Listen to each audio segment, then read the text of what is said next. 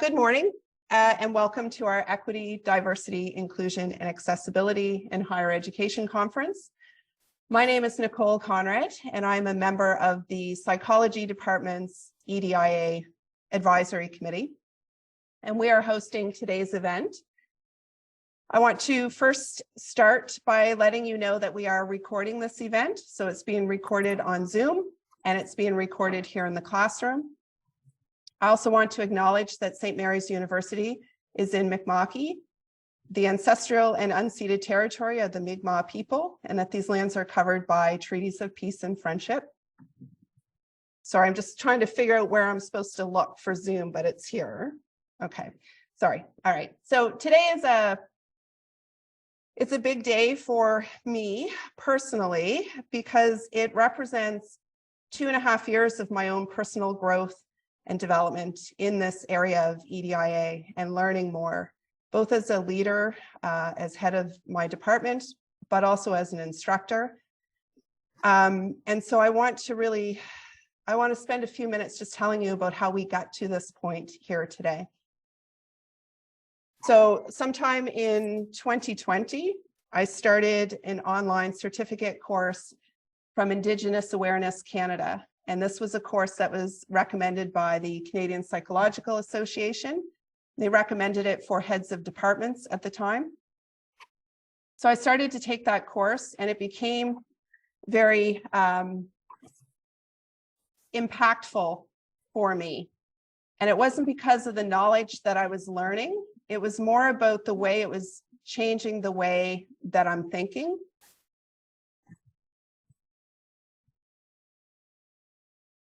So I was relearning history, Canadian history. I was relearning all of this stuff that I had already learned, but it was from a completely different perspective. And it was a bit mind-blowing, and I felt a bit cheated, to be honest, from my public education. And as I was going through the course, what seemed to be happening, and this is really, really cheesy, but if you know me, you know that's okay. I felt like the thinking space in my head had always been this big, and these walls were starting to evaporate to reveal this much larger thinking space in my head. And I'm still trying to figure out, how do I use all of this extra space in my head now, all of these different angles and different perspectives that I didn't even know were there before. So I don't remember a lot of the content from the course, but I do know that it had that huge impact, that it seemed to allow me to think bigger than what I did before. And so roughly, and that's, still learning, ongoing process. But it was during that time that I was also, I learned of the killing of George Floyd by the police in Minneapolis. And that was obviously not the first Black man that I knew of who was killed by police, nor was it the last, but it was the one that prompted me to action. As I started to follow the news at the time of what was happening in that particular case, like so many others, I was reading thinking, what can I do? Like, what can I do about this? But then I realized I actually could do something, and I decided to take that little teeny tiny bit of power that I had as chair of the department, which is really small. But I decided to use that power and to create a committee.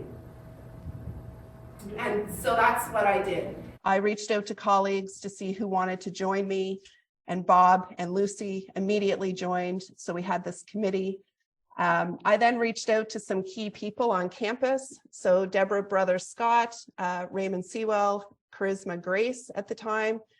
And I asked them for help. And again, I just said, I don't really know how to do this, but this is what I want to do. And they were so gracious and helpful in helping me figure out language and how to get students involved and how to add value to this opportunity for students. And they probably don't know this, and it's a shame that they're not here, but they really just gave me the confidence to keep going and to do this. And so then we invited students and alum and part-time faculty. And now we had a slightly bigger committee, which was great. And so we then started to figure out what are we going to do with our department advisory committee. And we spent 2 years trying to figure out our role and what our priorities are. We did a very quick environmental scan of our department so that we could identify areas that we wanted to work in and to target to look more closely at. And we came up with 3 key areas or projects that we're working on. And today's event is one of those key areas. So for me, today is really 2 years of work to get to this point. And it took a big team to get here, obviously. We have a hybrid event today. So we have presentations through Zoom. We have presentations here in person. We have a lot of breadth in the presentations that we're going to see today. So we have talks about research studies. We have talks about resources and supports that are available. We have talks about lived experience here on campus. Just a little bit of how today is going to work. We have 2 moderators for every session, so 1 online and 1 here in the room. Those 2 moderators are going to work together to make sure that all questions are addressed and that we strictly stick to the time limits, so that's important. Online, we have Lucie Kocum and Bob Konopasky who are going to help moderate. And here in the classroom, it's going to be me. We have tech support online. So if you're having problems with Zoom online, you can reach out by sending a private message via the chat function to Jocelyn Brown or Sarah Campbell. We have tech support here in the classroom. Tanya Billsbury is helping. Dan Shanahan is helping to make sure everything runs smoothly for us here. We have a whole team of helpers, both here and online, who are ready to assist with whatever we need. And so we have Eris and Claudia here. We have Chantel and Elizabeth. They're going to help with timing. They're going to help with anything else that we need. We have Julia online who's helping with timing. And these are all people who are volunteering their time and have done so to put today together. We have live transcription happening on the Zoom link, and if you need assistance turning that on, please reach out to someone in the tech support online. 2 additional housekeeping things. One is that if you are speaking or asking a question, please make sure you have a mic. This is a mic. Or wait for the mic to get to you. So one of our helpers can bring this around if you have a question. Or we can toss it, we can throw it. It's really fun. And it's really important that you use the mic so that the people online can hear clearly and so that they can fully participate in everything that's happening. We also have 2 additional sessions at the end of our workshop today. One is taking place online. It'll be a debriefing for anyone who wants to join in that conversation. We also had an opportunity to set up a tour of a new meeting space that's being developed here on campus. And we can assist you in getting to that if needed. And I think that's all the details that we need before we get started. Am I staying on time? I'm a minute over. Well, I want to end with this one thing.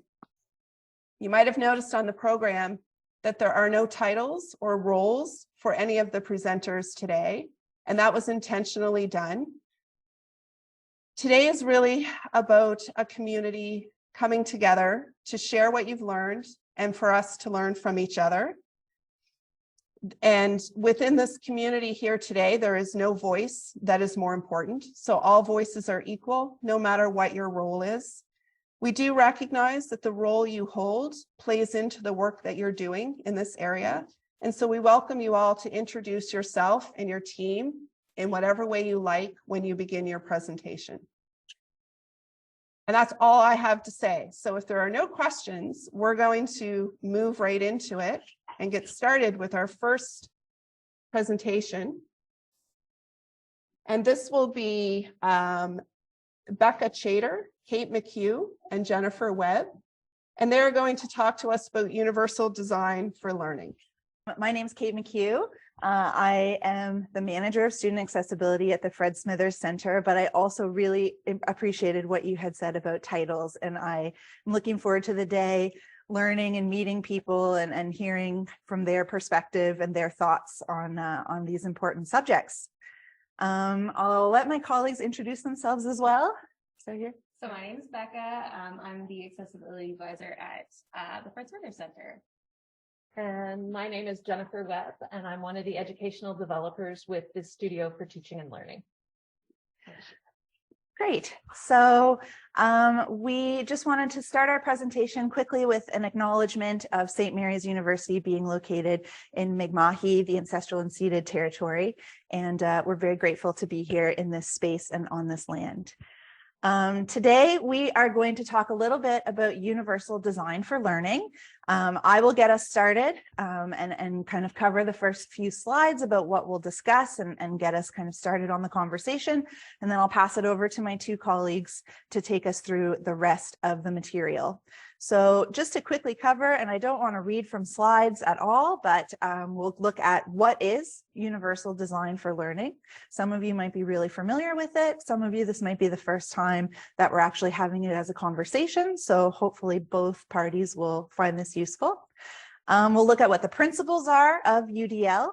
And then we'll also talk a little bit about UDL versus accommodation. So in the Fred Smithers office, where myself and Becca work, we support students with accommodations in their classroom and in their learning. So we'll talk kind of about the differences between those two. We'll spend a few minutes on classroom culture and what that might look like in the UDL sphere. And then we'll take a bit of a closer look at kind of everything that we're talking about and hopefully be able to put it into context, what UDL is, take it from the theoretical into the practical. And then we'll have an opportunity for questions at the end, of course. So, universal design, whether or not this is the first time you have been talking about it or learning about it or thinking about it, we are actually all quite familiar with it in practice and in our daily world.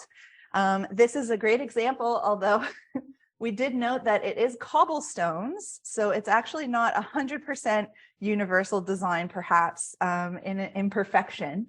But you'll notice that, of course, there are stairs going up and into the building, but there is a ramp space for, and the lady with the stroller is using it. But the idea is that that ramp isn't there just for people who are requiring mobility assistance. It's actually a ramp that absolutely everybody can use.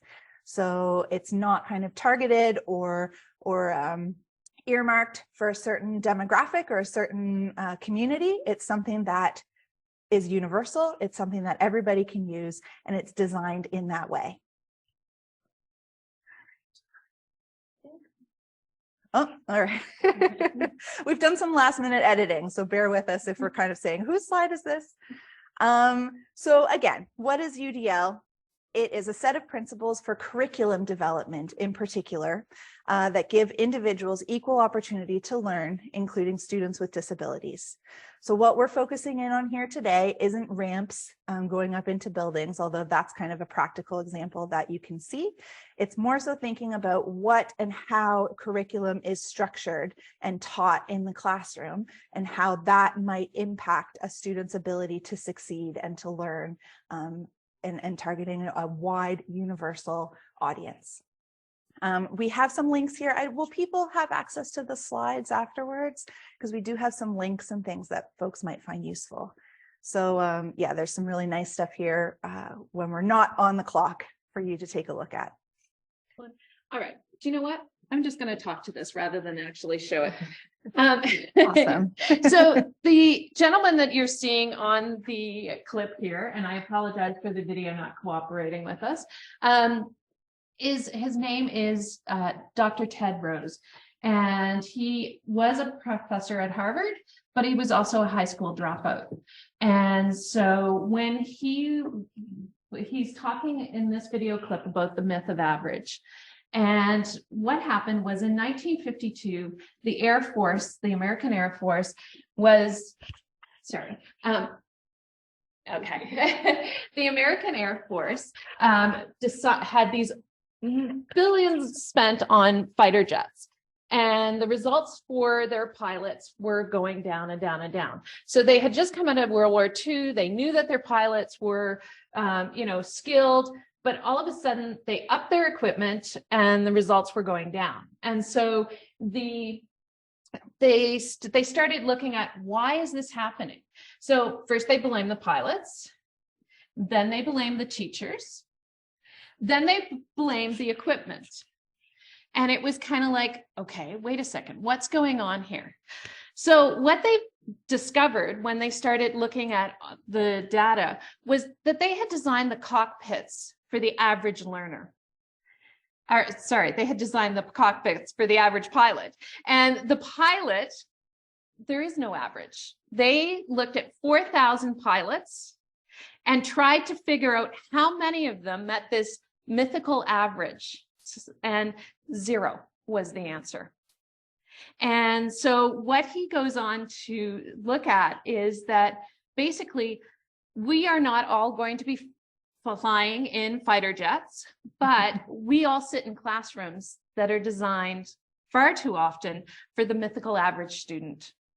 And just like those fighter pilots, chances are that when we're designing for the average, we're really not meeting anybody's goals, or they're not able to meet the objectives. So he talks about the need to design for everyone. And so that sounds like a really complex thing to do. So I have this little cartoon here, and UDL aims to make education more flexible, more accessible, and more inclusive.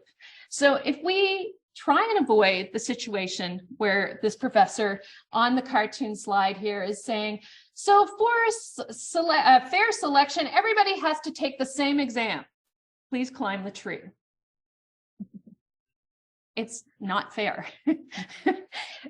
So this is what UDL aims to do, is to try and make sure that we really are learning for everyone. So let's say you're a teacher who needs to reach a curriculum goal, and you've got a diverse group of students. Well, so does this teacher. And this one. Most do. In fact, research shows that the way people learn is as unique as their fingerprints. What does this mean for teachers today? Classrooms are highly diverse, and curriculum needs to be designed from the start to meet this diversity. Universal design for learning is an approach to curriculum that minimizes barriers and maximizes learning for all students. For a better understanding, let's unpack the term universal design for learning. First is the word universal. By universal, we mean curriculum that can be used and understood by everyone. Each learner in the classroom brings his or her own background, strengths, needs, and interests. Curriculum should provide genuine learning opportunities for each and every student. Now let's think of the word learning. Learning is not one thing. Neuroscience tells us that our brains have 3 broad networks. One for recognition, the what of learning. One for skills and strategies, the how of learning. One for caring and prioritizing, the why of learning. Students need to gain knowledge, skills, and enthusiasm for learning, and a curriculum needs to help them do all 3. But every learner is unique, and one size does not fit all. So how do we make a curriculum that challenges and engages diverse learners? This is where the word design comes in. A universally designed building is planned to be flexible and accommodate for all kinds of users with and without disabilities. It turns out that if you design for those in the margins, your building turns out better for everyone. Curb cuts and ramps are used by people in wheelchairs, people with strollers, and people on bikes. Captioning on TV serves people who are deaf, people learning English, people in gyms, and spouses who get to sleep at different times. UDL takes this idea and applies it to the design of flexible curriculum. UDL goes beyond access because we need to build in support and challenge. So how do we use the UDL framework to make learning goals, methods, materials, and assessments that work for everyone? First, ask yourself, what is my goal? What do I want my students to know, do, and care about? Then ask, what barriers in the classroom might interfere with my diverse students' ability to reach these goals? To eliminate the barriers, use these 3 UDL principles to create flexible paths to learning so that each student can progress. Number 1, provide multiple means of representation, present content and information in multiple media, and provide varied supports.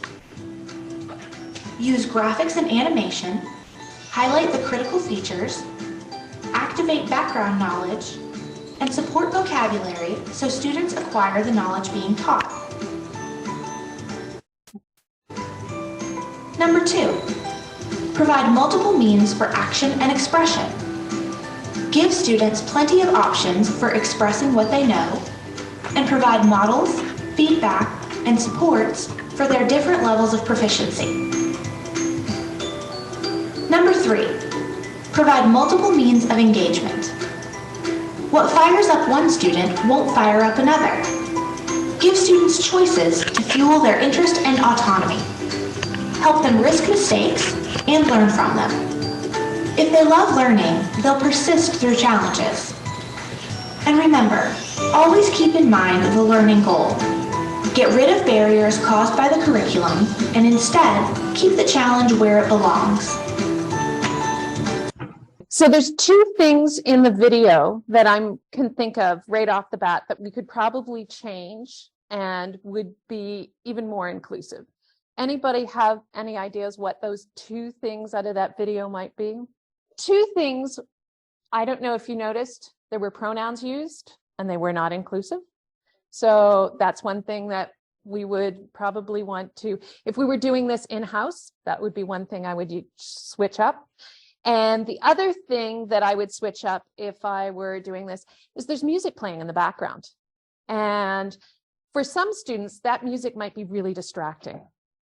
And so the ability to turn off that music would be, very handy for someone who has difficulty with focus.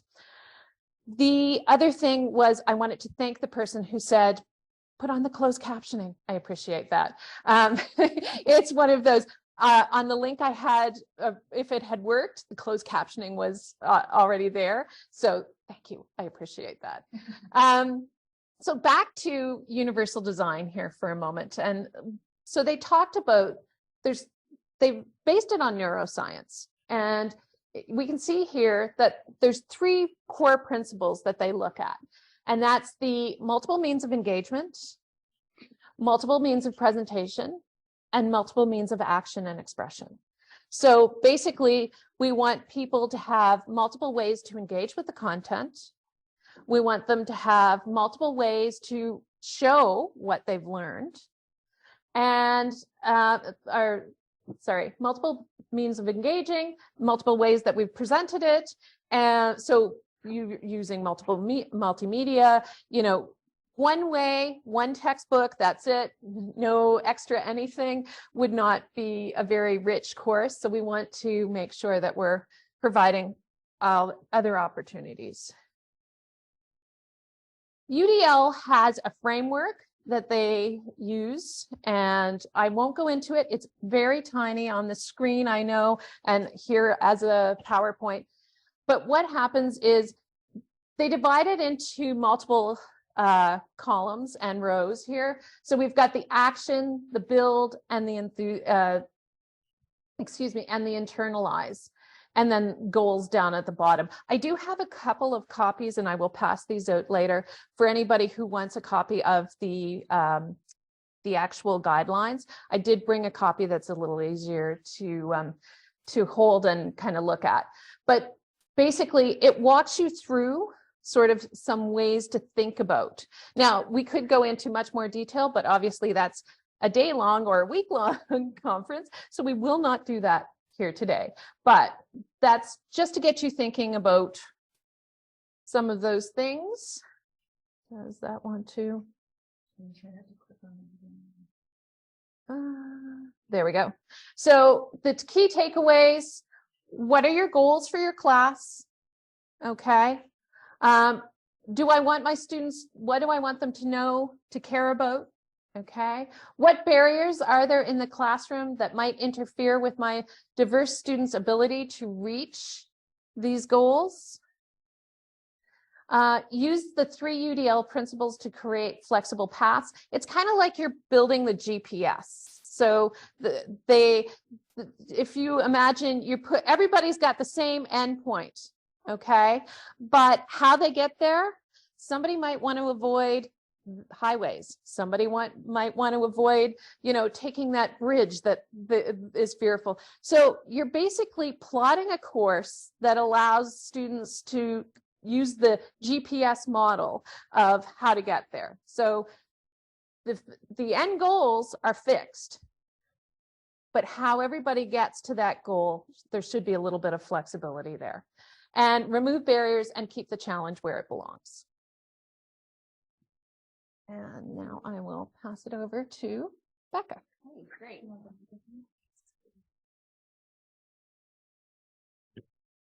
Cool.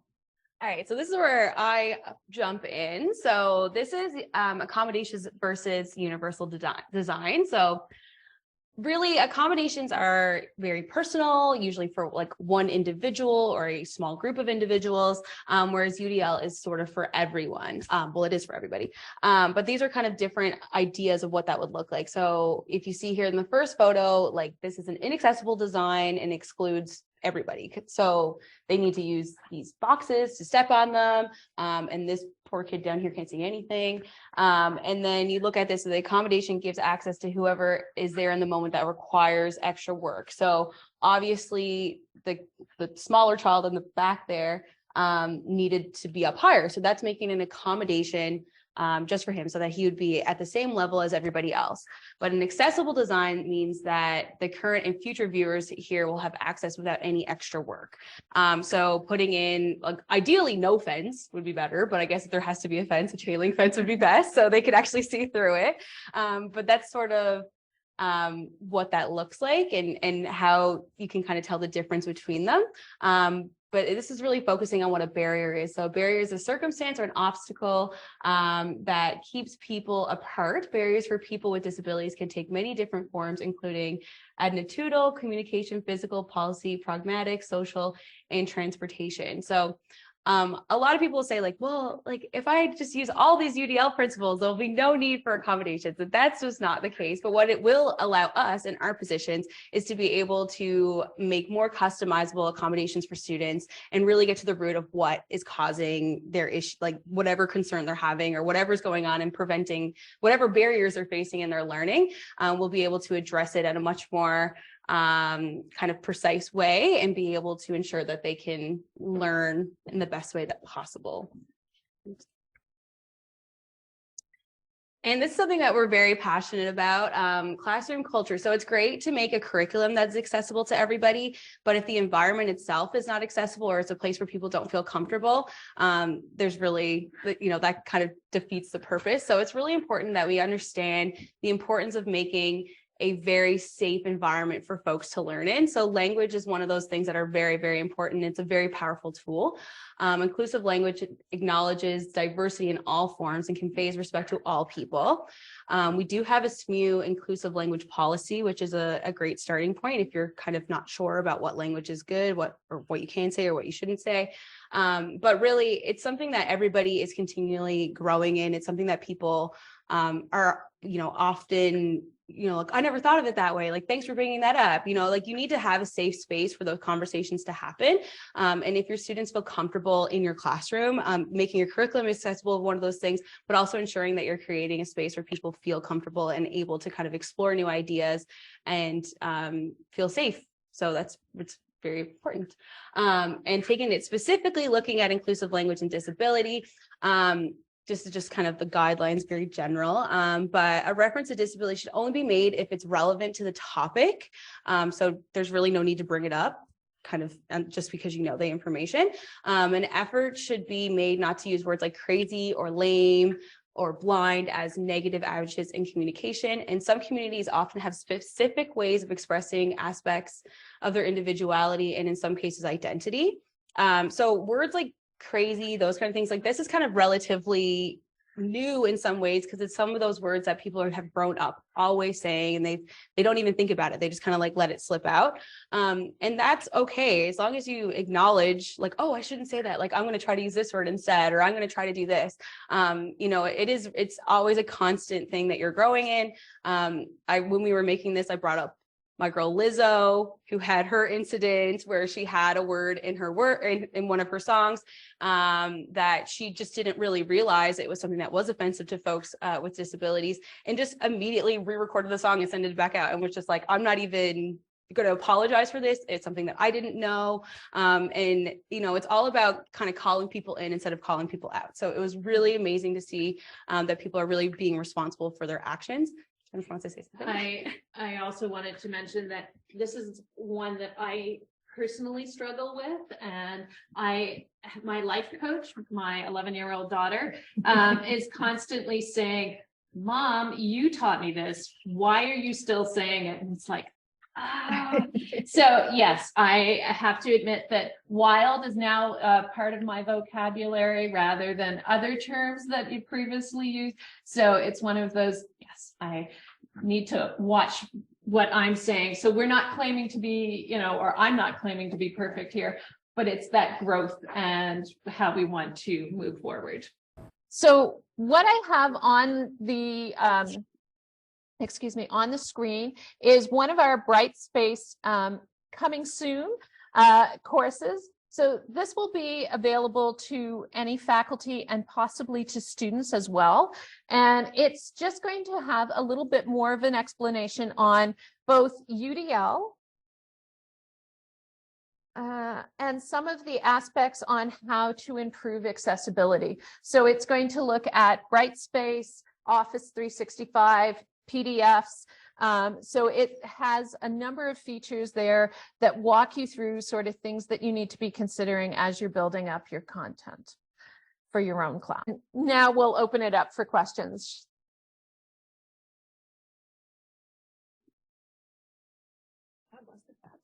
Well, it was one of those, I thought that there might be questions already out there. So that's why I thought, let's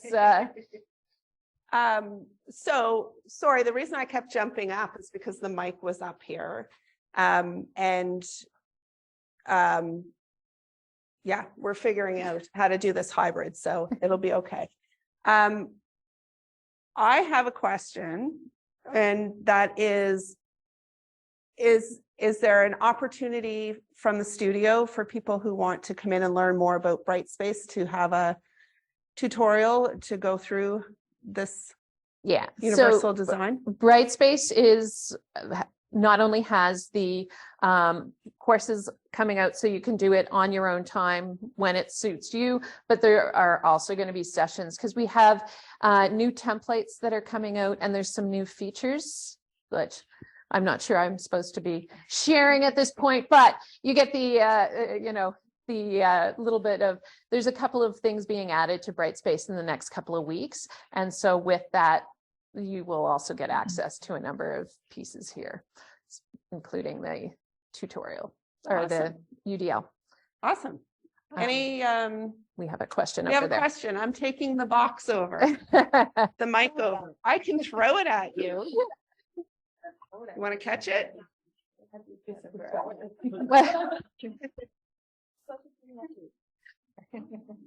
Hi. I was just wondering, is this currently a requirement when a professor is creating their curriculum, or is this just kind of new and being introduced? It is not a requirement. It is a suggestion that we include, and we do have various pieces already up on the studio website about how to improve accessibility, and any of the Fred Smithers studio combination here will, would be happy to help faculty that are looking at doing this. Okay, I thank will you. say there has been a lot of, I'm new to St. Mary's. I've only been working here since the middle of August. And I've had the opportunity to meet a lot of different faculty members. And there's been some really positive, really eager and helpful and supportive faculty members that not only work to support us in the Fred Smithers Center and the students we work with, but are starting to ask those questions a little bit more, what am I doing here? How can I improve it? And things like that. So I feel that the momentum is going in the right direction. And what we really love are our faculty champions who can then kind of, showcase things that they're doing. And I'm trying to think of a way that we can possibly highlight our champions annually so that we can kind of get and build a community that's really interested in this type of work and working towards these types of goals. But my impression so far is that although there are always pockets and areas that are a bit more traditional, we have had a few really positive interactions with faculty members in the past few months, and it's exciting. We have about 4.5 minutes left, I think. Okay, yeah. Hi there, folks. So in the online world, Sorry. we do have a question. Go ahead. Go ahead. Hello. Where did I just note this? I think it's the only person with their hand up. It's probably me. Gotcha. There we go. Hi. Okay. You can hear me? Yes. Okay. So my name's Nicole Conrad, and I work in the SAS, so the Software and Application Support Center. And this is kind of going back to the question about Brightspace training. If anybody needs Brightspace training, we do that at the SAS, and you can pop in there. It's in the atrium, room 107, or you can email me. I would love to do any kind of training on, the accessibility features in Brightspace, or anything you want to know. I'm the person to contact. So I can even put my email in the chat, so everybody has access to that. That's awesome. Thank you. And Thanks so so much. that's, she can either be contacted via the SAS email, her own email, or through the studio. So all three ways will reach you, and probably some of the easy ones. Great. And I have, so I have one comment and one question. So a while back, it was when, I believe it was Becca presenting, Desiree was just mentioning that she said, what a great example of barriers and accommodations versus universal design. Very helpful. So Desiree found that really helpful. And thank you, Nicole, for sharing your email. And I just had a question since I'm here, just for the tech folks, that last slide, what was presented, that last bit, if somebody could message us the link for that, that would be fantastic. So we can do a little info message for the online participants. Thanks so much. Does someone else have their? Yeah, Carolyn, Bernie, Porter. Yes. Can you hear me?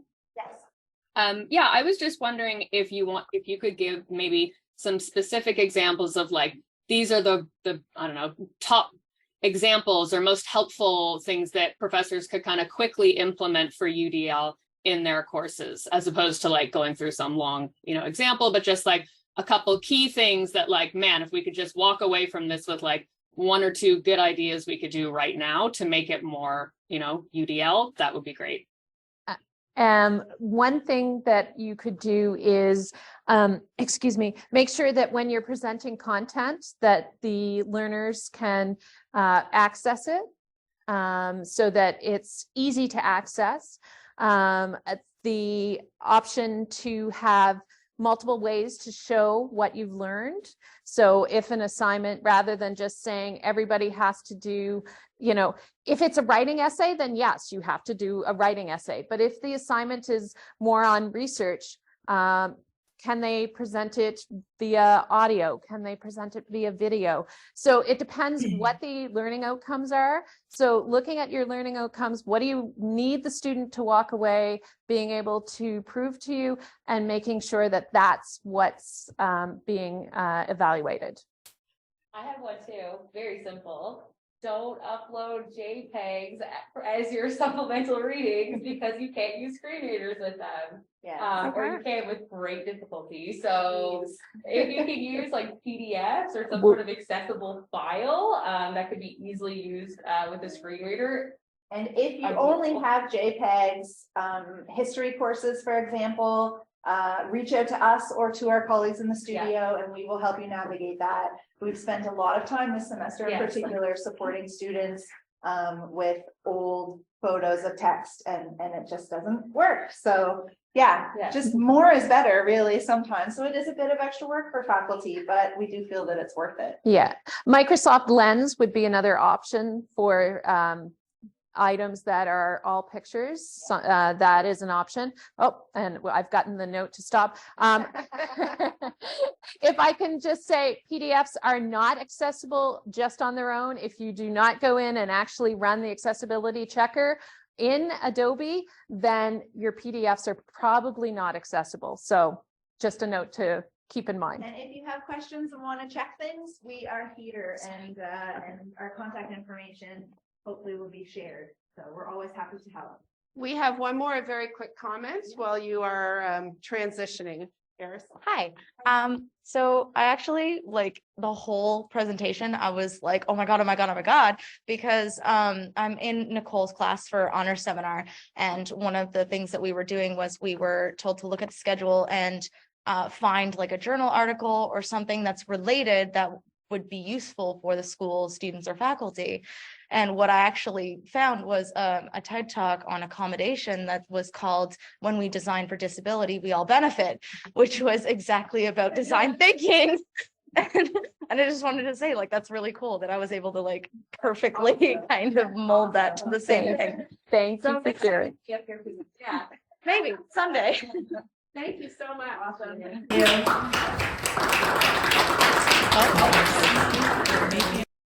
Good morning. My name's Katelynn Carter-Rogers, and we decided today that it's really important to kind of discuss our positionality before we get into the topic. So I started at St. Mary's in 2007, and I walked into this institution as a first-generation Indigenous student, and I kind of came with baggage, a lot of baggage. My mom's a 60 scoop survivor. Hold on one sec. This is really deep for me because I grew up here. Okay. So my mom's a 60 scoop survivor and was greatly impacted by the residential schools. And when I came in here, I had baggage and I had barriers. I had a lot of housing insecurity while I was in this institution. And I had used the psychology department as kind of like home for me in the social attitudes lab. And so those walls were very protective for me. But there were times where I had so many barriers, and it wasn't just the institution, it was people, it was other students. I didn't really feel like I could relate to anybody. And I've given this presentation before, but just not in front of you guys. And I held myself together, but I think because you guys have watched me since I was 17 and now being 33, I've come a long way. And I think that that's important. And I think that I can now tell you guys that I'm an assistant professor at St. FX in Indigenous business.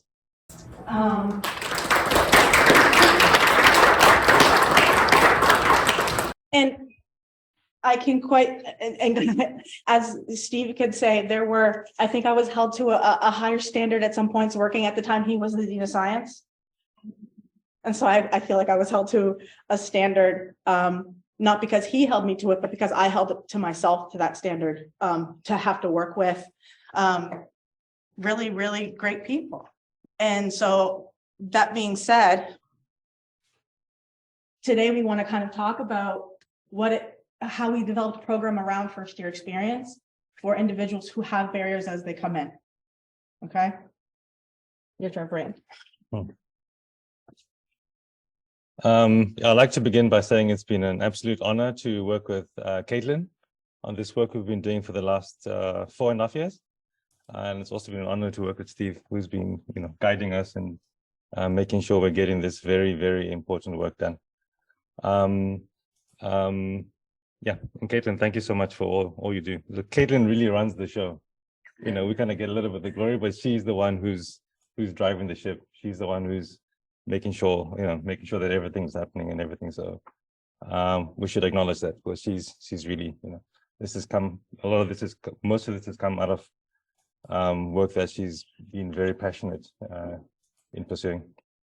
My name is Vurain Taubvuma. You can probably tell that it's a African name. I'm originally from Zimbabwe, and that should immediately, for people who know, should give you some sort of insight into why inclusivity is an important topic for me. Zimbabwe is a country that was born out of the desire to make an inclusive country for everyone. If you know the history with apartheid and all that. So I've also lived in many different places. So within Zimbabwe, moved around a lot. But from the time I was a young adult, I spent a significant amount of time in South Africa. Lived in England for 12 years. Also lived a lot of time. I've also spent the last 8 years of my life living in Canada. So from having moved around a lot, one of the things you get to experience when you move around a lot is to, one of the most important things is trying to fit in all the different places you move to, right? The first thing that happens when you go somewhere new is to try and understand how do I get a sense of belonging, right? Which is where all this work started off from, that word belonging that Katelynn mentioned so many years ago, right? So that's central to me. So that's important to me. So that's why we are pursuing this work. So yeah, I'll pass it on to Steve. Yeah. Thank you. So I come at this from a very different perspective. I come from great privilege. I had privilege all my life. My family always had money. It was expected I would get through university, and graduate school was also kind of expected. My brother and I both got PhDs. My parents both had master's degrees. And so my arrival at inclusion and issues around belonging and diversity came later. And as Katelynn was saying, it's about positioning ourselves. And I came to it in the context of when I started working at administrative roles. So in 2003, I got here in 2003, I was already on the union executive.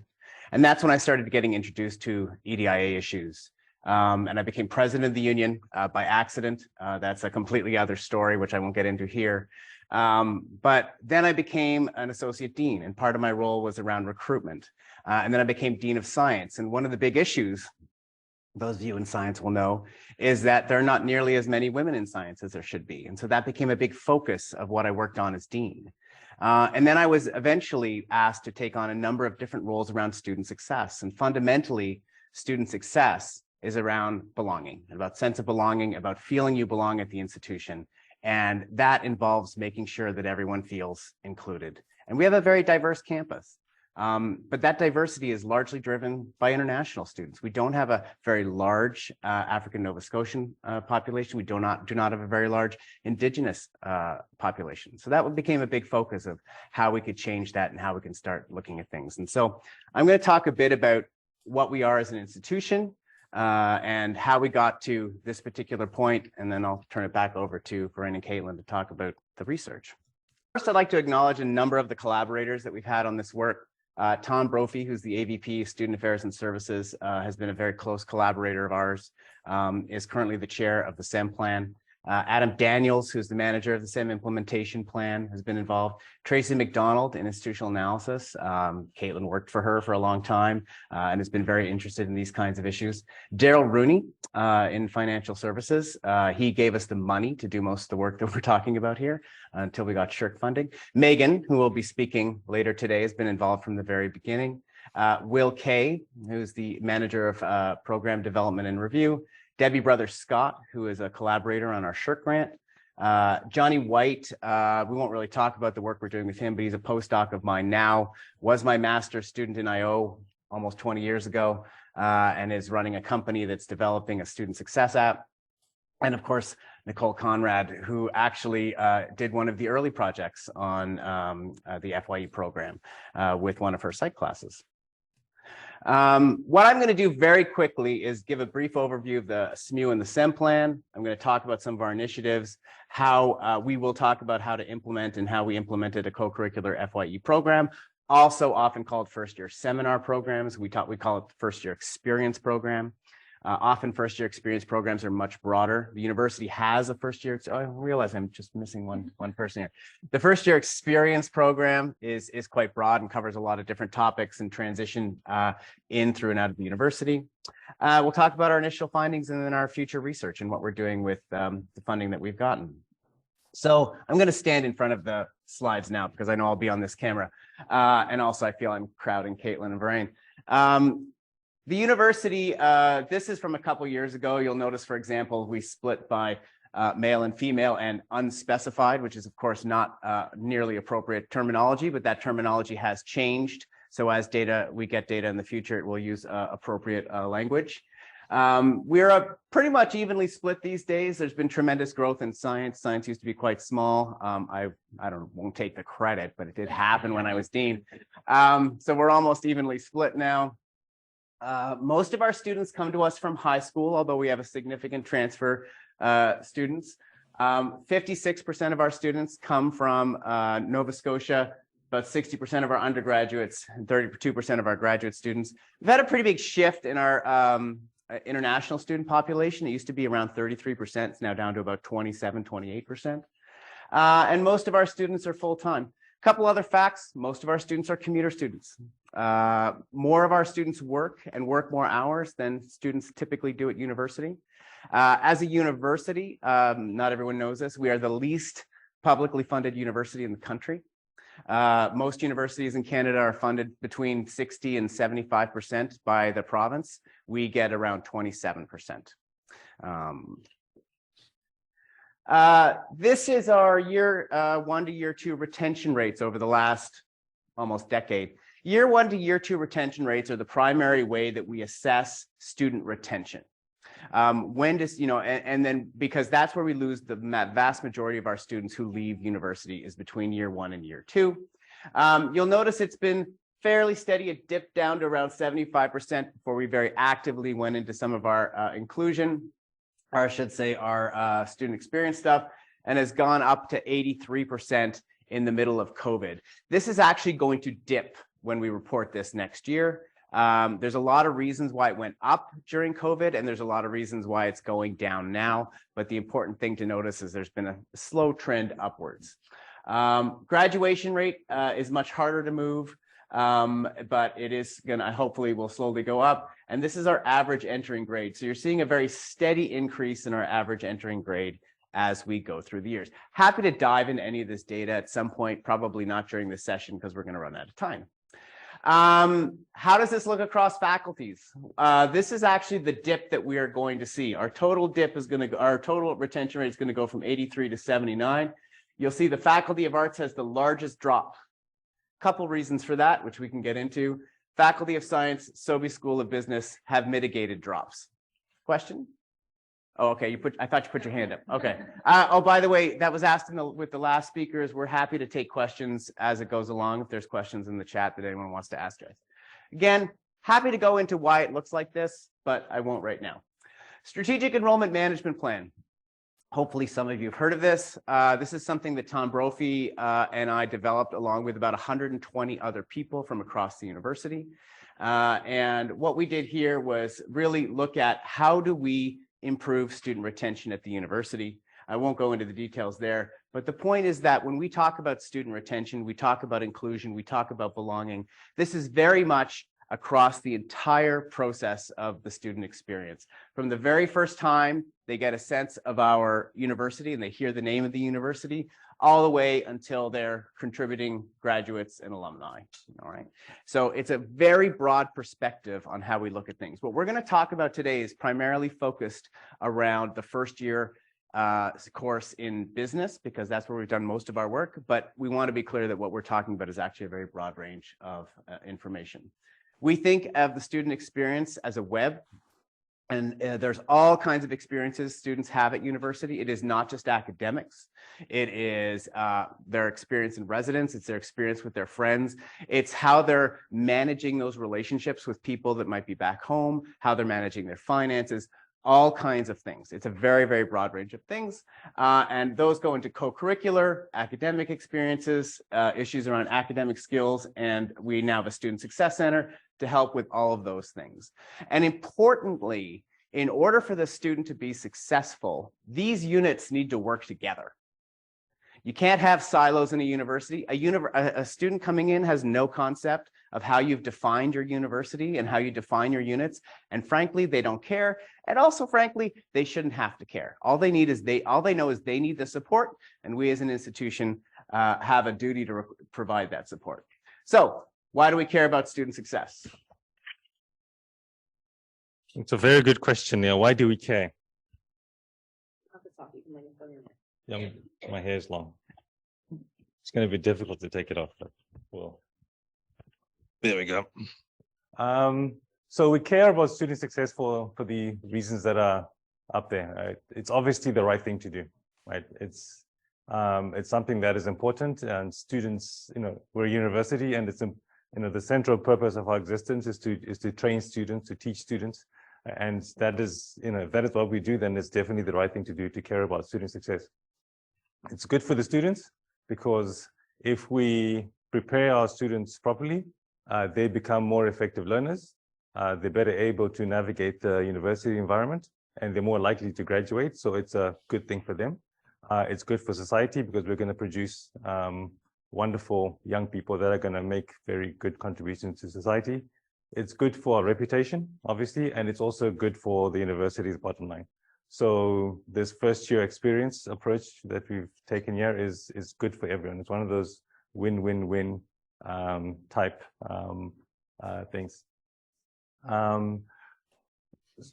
It's important to think about, how, it's important to realize that when we started doing this work, one of the key things we wanted to fully understand was, we're going to identify a bunch of potential interventions, but we really wanted to know how effective these interventions were, right? Because we knew that we were going to try out different things, but because the student body is diverse, because people are coming from very different perspectives, it is important that we developed an assessment mechanism or two to be able to actually understand whether we're making a difference or not, right?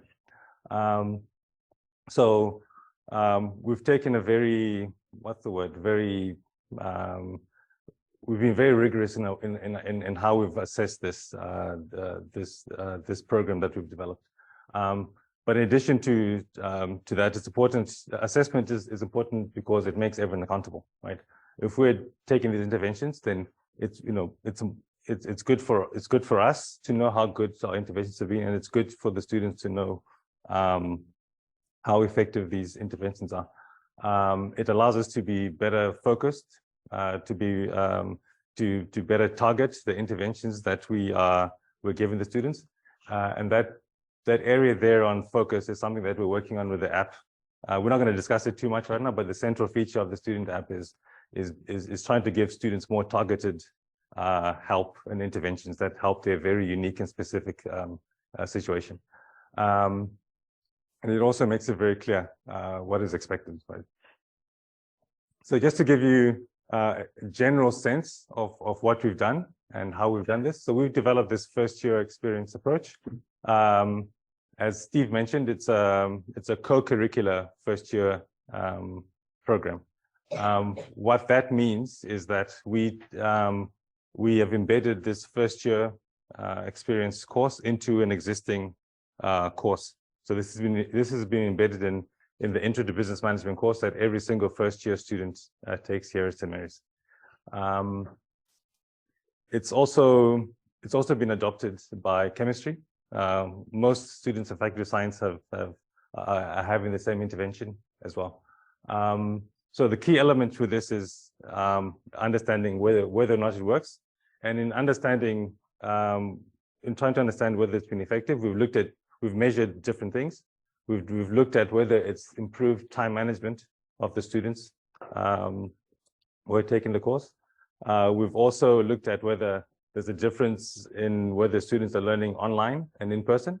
This was something that was really important to understand during the worst part of COVID, right? Trying to understand whether this more inclusive working approach that we're trying to develop works in online and in-person settings. And also a key thing we're measuring is the role of inclusion. And Katelynn would touch on that in a little bit more detail. There's other programs that we're not going to get into too much detail, but we're working with the Student Success app, and we've managed to get more support from the university. So just to be more specific as to what we're actually doing, we've identified several key areas that students need support with. So this is based on research and our own internal work we've done over the years. So we address the key areas we address is students' personal values, how effectively students work together. This is where these inclusive aspects start to become very important. How students manage stress, time management, career planning, how students take notes, read, remember, study, presentation skills, and effective writing. So all of these things are skills that have been shown to be important in helping students become more effective at university, right? So we've been running this program since 2018. So this is the 5th year of us working, of us developing this program. In the original iteration, we used a quasi-experimental approach. We had all the first year students in business, in my case, being involved, but only about half of those received the first year experience intervention, and the other half had the traditional course. And that allowed us to essentially compare the differences between the two groups. In terms of what we found, initially it was quite stark, or at least when we started analyzing the data, the first tranche of data that came through, we thought that the interventions that we had would lead to an increase in all the different aspects we're measuring. But what we actually found was that there's actually a decrease, or at least from the student perspective, there's a decrease across the board for all the students. There's a decrease in how students feel they're able to navigate academic advice, knowing campus activities, the knowledge of the library, the time management skills, and all these different skills, right? And you think this is quite concerning, right? We're like, oh, we've spent months and months and months developing this program to make students' lives better and to increase student success. And the data we got was there's this decline. It's like, well, obviously we're failing or something is wrong, But actually, thankfully, once, because of the experimental design, what we actually realized was that, yes, there's a decline, but the decline was much less for the students that had received the intervention, right? So in psychology, I think this is called the honeymoon hangover effect, right? There's another term for it, I'm forgetting, but as people, I think in psychology, the idea is that people overestimate how good they think they're going to be at something in the beginning, right? But once they're in the situation, it's like, this is more difficult than and it's more difficult or more challenging than I anticipated. Then suddenly, we are not as confident anymore, right? So that's the general effect, but we found that our intervention mitigates that significantly. And that's a paper that this result has been published, or it's been presented at conferences, and it's in a paper that's hopefully going to be published soon. And also we found that there's significant differences in academic performance. Students that have received the first year experience training have performed better in exams and by 10%, which is quite stark, because the students got the exact same lecture materials, exact same, learnings, and exact same midterms, exact same exams, and the students that got the intervention were did 10% better than the students in the other in the control group. Can we add one more thing? Yes. Forgot to put on there that it also, we now have data to show that it improved retention from year 1 to year 2 by 4%. So that's, and 6%. We don't. 6%, yeah. And we don't get into it in this talk, but I literally have run the numbers on how much that's worth dollar figure for the university. That's why we get funding. Yes. Yeah, which is quite stark. Was we've been to different conferences, and many universities are happy just to get a 1% increase, right? And we've gotten a 6% increase in retention, which is quite amazing. Yeah. So in terms of the outcomes we found, I kind of talked to some of those already, but we've demonstrated that the FYE program definitely improves grades. We've found difference between in-person and online learning. When COVID struck, we found that the students that received the first experience training were much more effective in their time management, and that translated to grades as well. And yeah, I will pass it on to Katelynn now, who's going to give you. Thanks.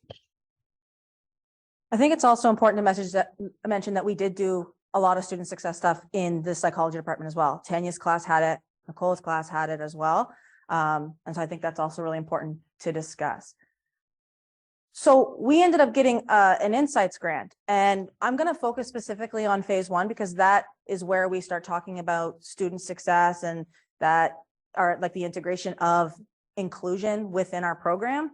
But essentially the overall encompassing project looked at an onboarding process on how to implement inclusive procedures for students who are transitioning from academia into the workforce. So that's kind of what our goal is at the end, but let's talk about phase 1. So the research questions that I'm focusing on, this is actually around my PhD, is using an EDIA co-curriculum, can the FYE program help improve students' sense of belonging, their self-efficacy, and overall academic performance? And then we look at it from an intersectional perspective, and we want to know how is the FYE program impacting marginalized populations on campus, and are there resources that are not present that will help specific populations better? And how can the FYE program help students overcome barriers and remain successful throughout their degree? So we measured their outcome expectations, so where they think their goals are going, what are their goals overall in goal development, general belonging and university belonging, self-efficacy, and time management. So time management is important because we actually have an entire embedded time management program inside the FYE program. And we've had a lot of success there in regards to having students being able to have increased sleep patterns, less time playing video games, which is really important. But we ended up controlling for gender, whether students were international or not, if they were in person or online, and their educational barriers. So we asked students to self-report any educational barriers that they had, whether it's generational trauma, substance abuse, if they were working, anything along those lines. They didn't have to report it, but if they did, it was something that we would have access to and be able to understand more fully. Vurain, same concept, except for this time we took the program that we knew worked, we knew it was effective, and we put it from in an online perspective as well as in person. But this time around, I also talked about, I wanted to understand what inclusive practices existed within our program. And what we ended up doing is at the beginning, at the beginning of the classes, we asked students to self-report if they were first generation. We asked them to report whether or not they had accessibility concerns.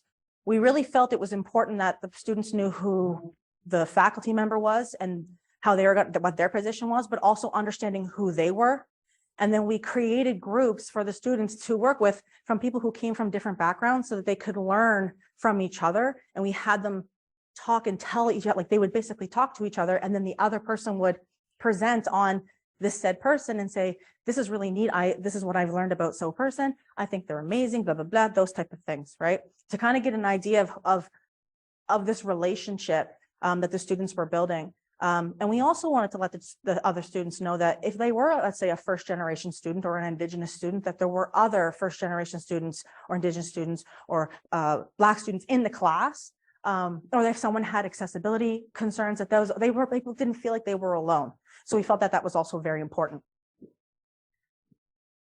So let's talk about the results. So again, same setup that we had done previously, just adding in this whole component around inclusion.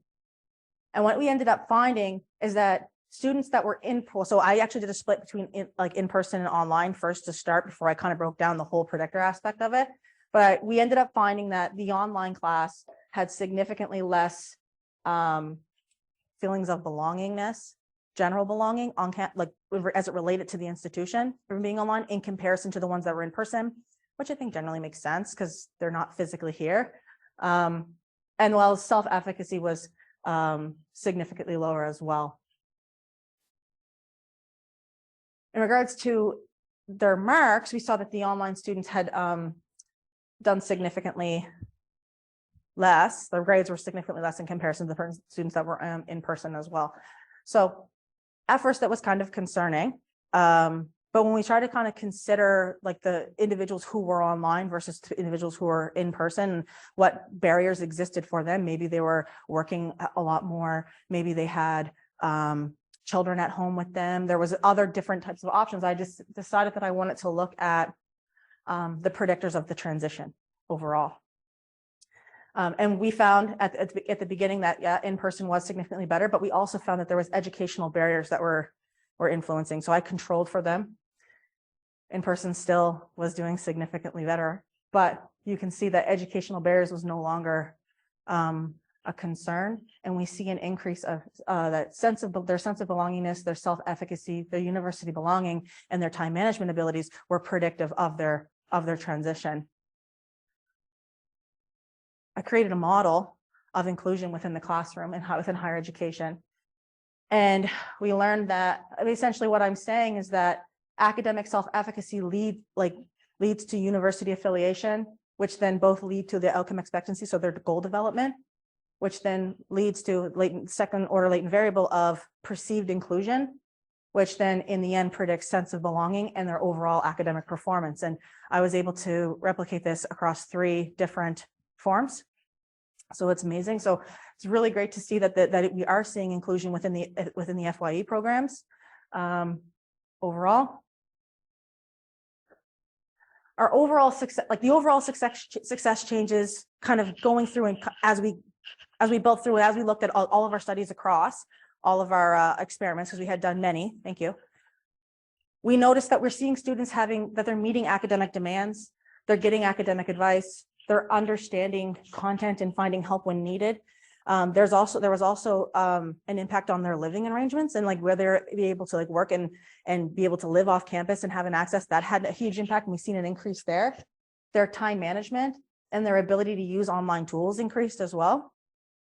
Their connection with their instructor helped a lot. So that was Vurain. So they connected very well with Vurain as well as the TAs that were involved. We saw a decline in peer collaboration, especially in regards to the online component, because they just didn't really, I think COVID had a massive impact on people collaborating and using the online library as well. So we saw that there is a gap there that maybe we need to start kind of thinking about resources about students having access to the online library overall. And this essentially one of the big things that I think is important for all of our first year classes is that it's really important that we are collecting data to assess how our students are doing. And so if we just essentially if we use just their performance, their academic grades to predict how well they're doing or how we think people are doing, we're missing a lot. And so essentially just kind of getting an idea whether it doesn't need to be for publication purposes, but just program assessment, right? Of how well your classes are doing and asking students at the beginning, let's just kind of get an idea of where you are. And then by the end, being able to see, okay, this is what I can work towards and what we can work on. So what we're doing now, because this is essentially turned into a big project. We have like the Insights grant. We're continuing to do the FYE program with predominantly through the Sobey School of Business. We would love to be able to implement it in other programs and work with the first year faculty to be able to do so. We have our Shirk Insights grant that we're working on. We've created a student success mobile app, which is going to be implemented here at St. Mary's, at St. FX for sure. I am leading a project development grant right now. Well, I just applied for it. Thank you to my co-directors and collaborators, where we're going to be trying to understand what inclusion looks like for everyone. Because at this point, what inclusion looks like for me is going to be different for everybody else. And at this point, to be able to implement something, there's barriers that people have that we just have no idea about. And if we don't know them, how do we provide them with resources? We can't. And I don't think that a single scale is going to answer that question, right? There's a typology that needs to be involved here. And I think that that's something that we need to consider. And that's what that grant's for. We're developing partnership relationships through the IURN grants right now for 2024. We helped develop this new Spark program that has come out this year. And we're also doing research right now to see if it's effective in relation to the FYE program. And we're looking at identifying EDI, like in Banner, right? Trying to get the more EDIA based, like collective, like collecting information from students and being able to track their success through the Banner. Thanks. Does anybody have any questions?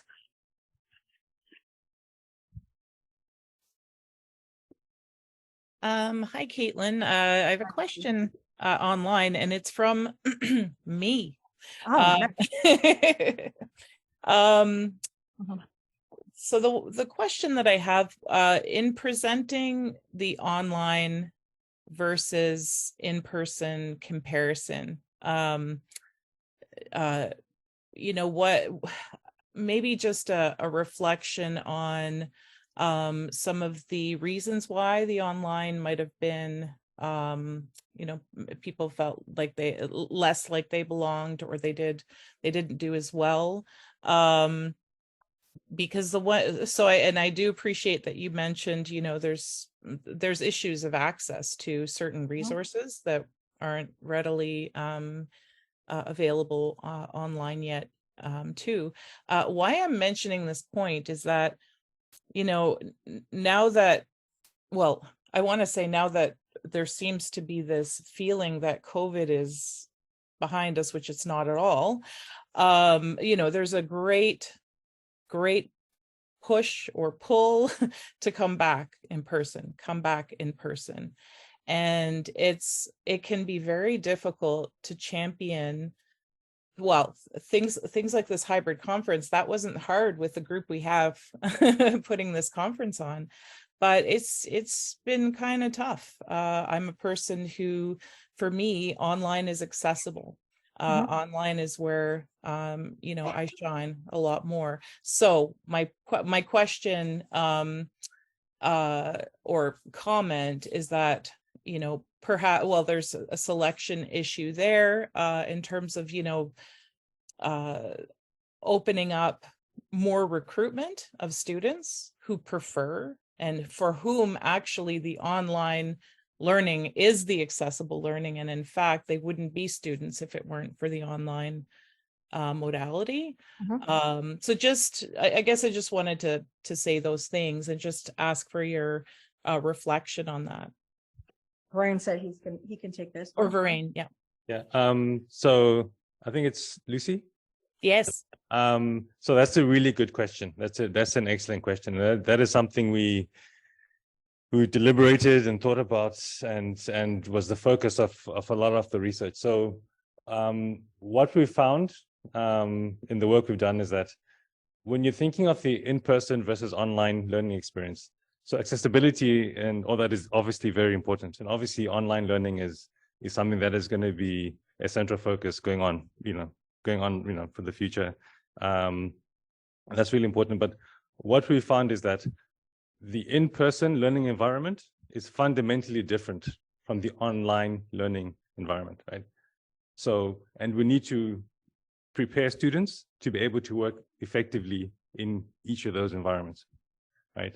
So, and there's a lot of research on this, and some of our findings have indicated that, you know, when you're learning, well, one example of the differences is when you're learning in person versus online, there's very different time norms and very different time structures, right? And that makes a huge impact on student learning, right?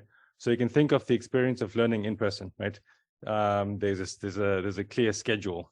There's norms around eating and walking between classes and being next to other students, and expectations that at this time you're going to do this and you have to prepare for this and this.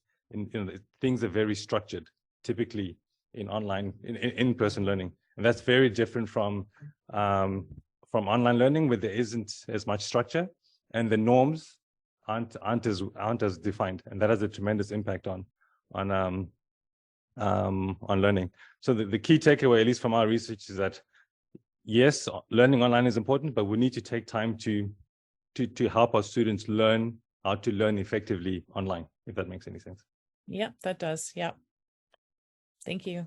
Yeah, and before we go, I think we're getting told that our time's up, but yeah, we'd like to, we've forgotten to mention and thank. Right. I have a comment and a question, and I know there's another question here as well. My comment is really to you, Katelynn, and I really appreciate you sharing your opening bit. And I think that it's important that you know it's not just that team that's proud of you and views you as a valuable colleague. You teach for us, and we all do.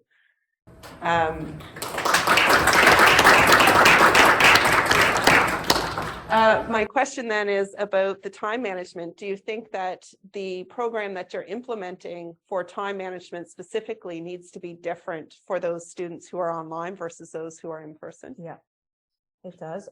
One thing the one big thing that is different in regards to the online and the in-person is that the online people have the autonomy to be able to do it when it's fit for them, where the in-person are doing it in the classes that we have it scheduled for them. So there is a consistency where the students are reporting like how their time management changes as it goes on, but we do need that. We need to be able to see, basically from the beginning, what we looked at is trying to get an understanding is how the students were using their time online versus in person. And we've seen a lot where the people that were in person spent a lot of time traveling.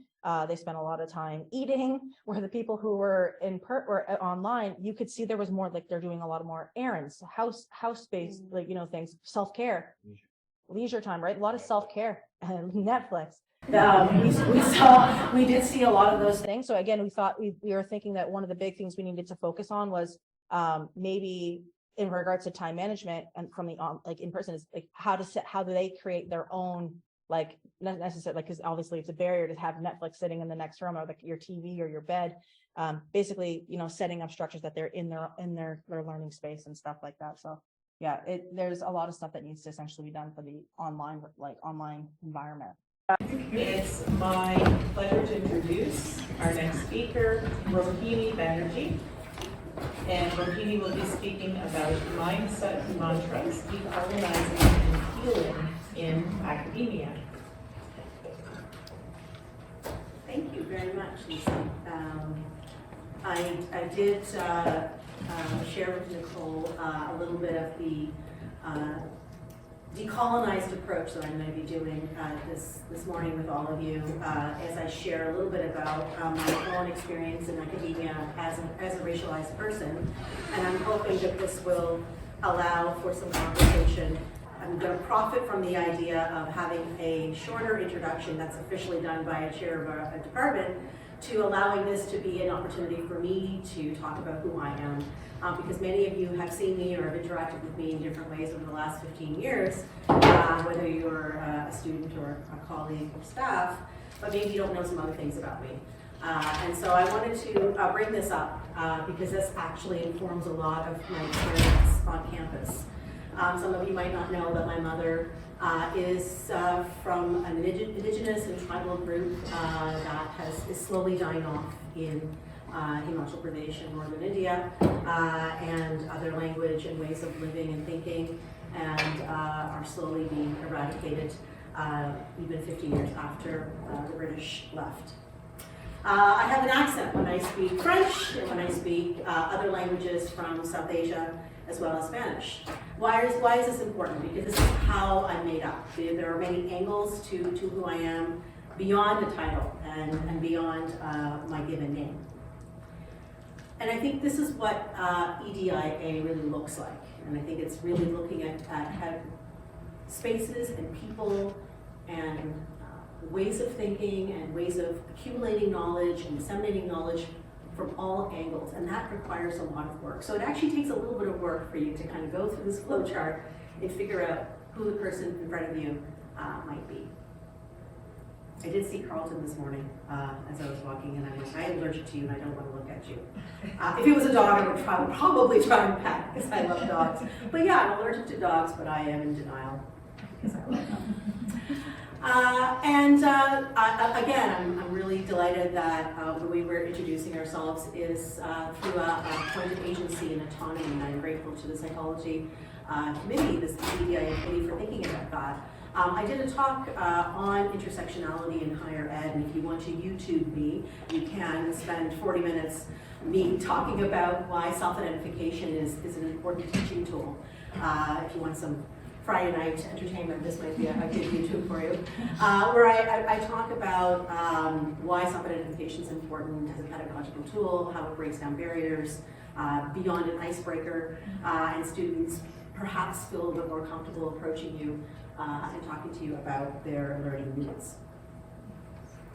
When we acknowledge where we are, we also acknowledge who we are on that land, and that's really important for me. I am a child of migrant immigrant settlers, parents who decided to come to the Atlantic provinces in 1968 because Prince Edward Island seemed very, very royal to my mother's family, and so that British colonial mindset actually carried with them through their immigration process.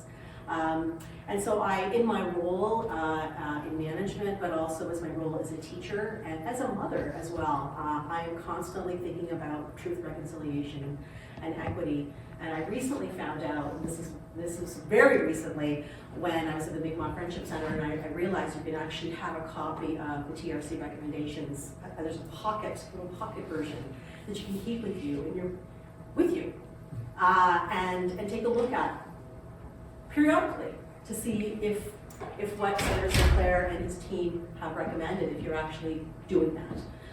And so I'm trying to get a copy of this so that I can really think about those recommendations and action plans. So I wanted to talk a little bit about mindset, and I know we are in the Department of Psychology, where the scientific study of the mind, the brain, and behavior are kind of all the time. But for a languages person, and for a person who actually did a biology degree before doing arts, I've never really thought about mindset. I thought about always that my CV was okay, that I was doing all I needed to do to succeed in academia. But what I really didn't realize was that now that I was in this role, I had a mandate and I had to function in a different way. And so because I had to do this in a different way, I also had to change my mindset, and that took a little bit of work. And one of the questions was, does my mindset match my mandate? Does my interior match what I'm supposedly doing in the exterior? Does that matter? And so for me, EDIA is central heating. I see it as these beautiful buildings where there's a facade, lovely Victorian facade. For example, if we use the Halifax archetype. And you go inside the building and it's tricky.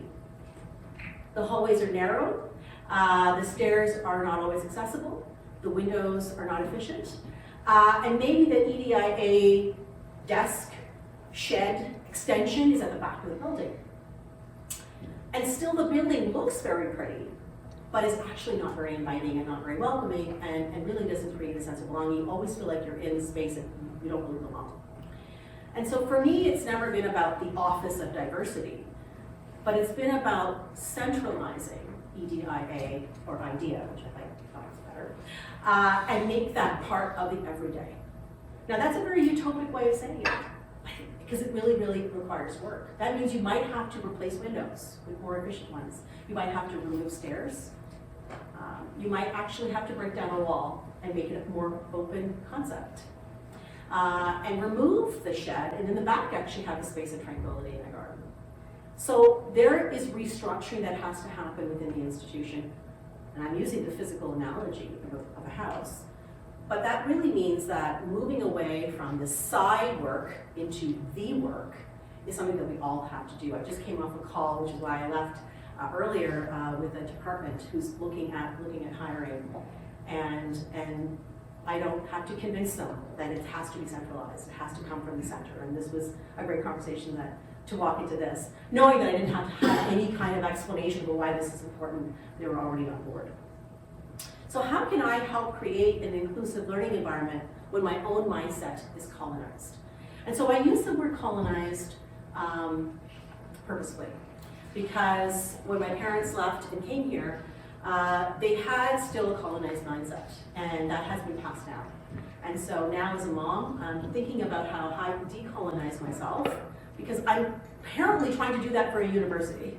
And so I actually have to do that myself.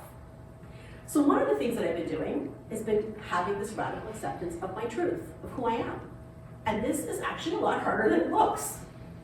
I have brown skin and brown eyes. I have for the longest time not wanted that. This has been a hard truth of acceptance. At age 46, I'm like, I have brown skin and I have brown eyes, and I present always this way.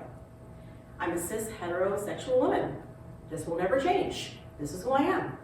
I am an advocate and an activist, despite having been told that I wasn't enough in those cases, and I'm going to talk about that in a minute. I do wear saris and also pencil skirts, loving Tanya's outfit right now. And I do wear a full-size nose pin, and I do like purple eyeshadow. That is actually who I am. I am a mother of 3 male racialized children. And I like a full thali. This is the thali picture that you see in the back, which is the traditional way of eating my food. They don't call it Indian food, it's just food for me. You use your hand, you dig in, everything's messy. You lick your fingers, you wash your hands afterwards. That's how you eat. So I like my thali to be full. I like having different colors, I like having different options, and I like to blend them all together. The step 2, sorry for the small lettering there, is a radical rejection of lies that I have been told. My own and others' lies. And those lies are actually through that colonized gaze.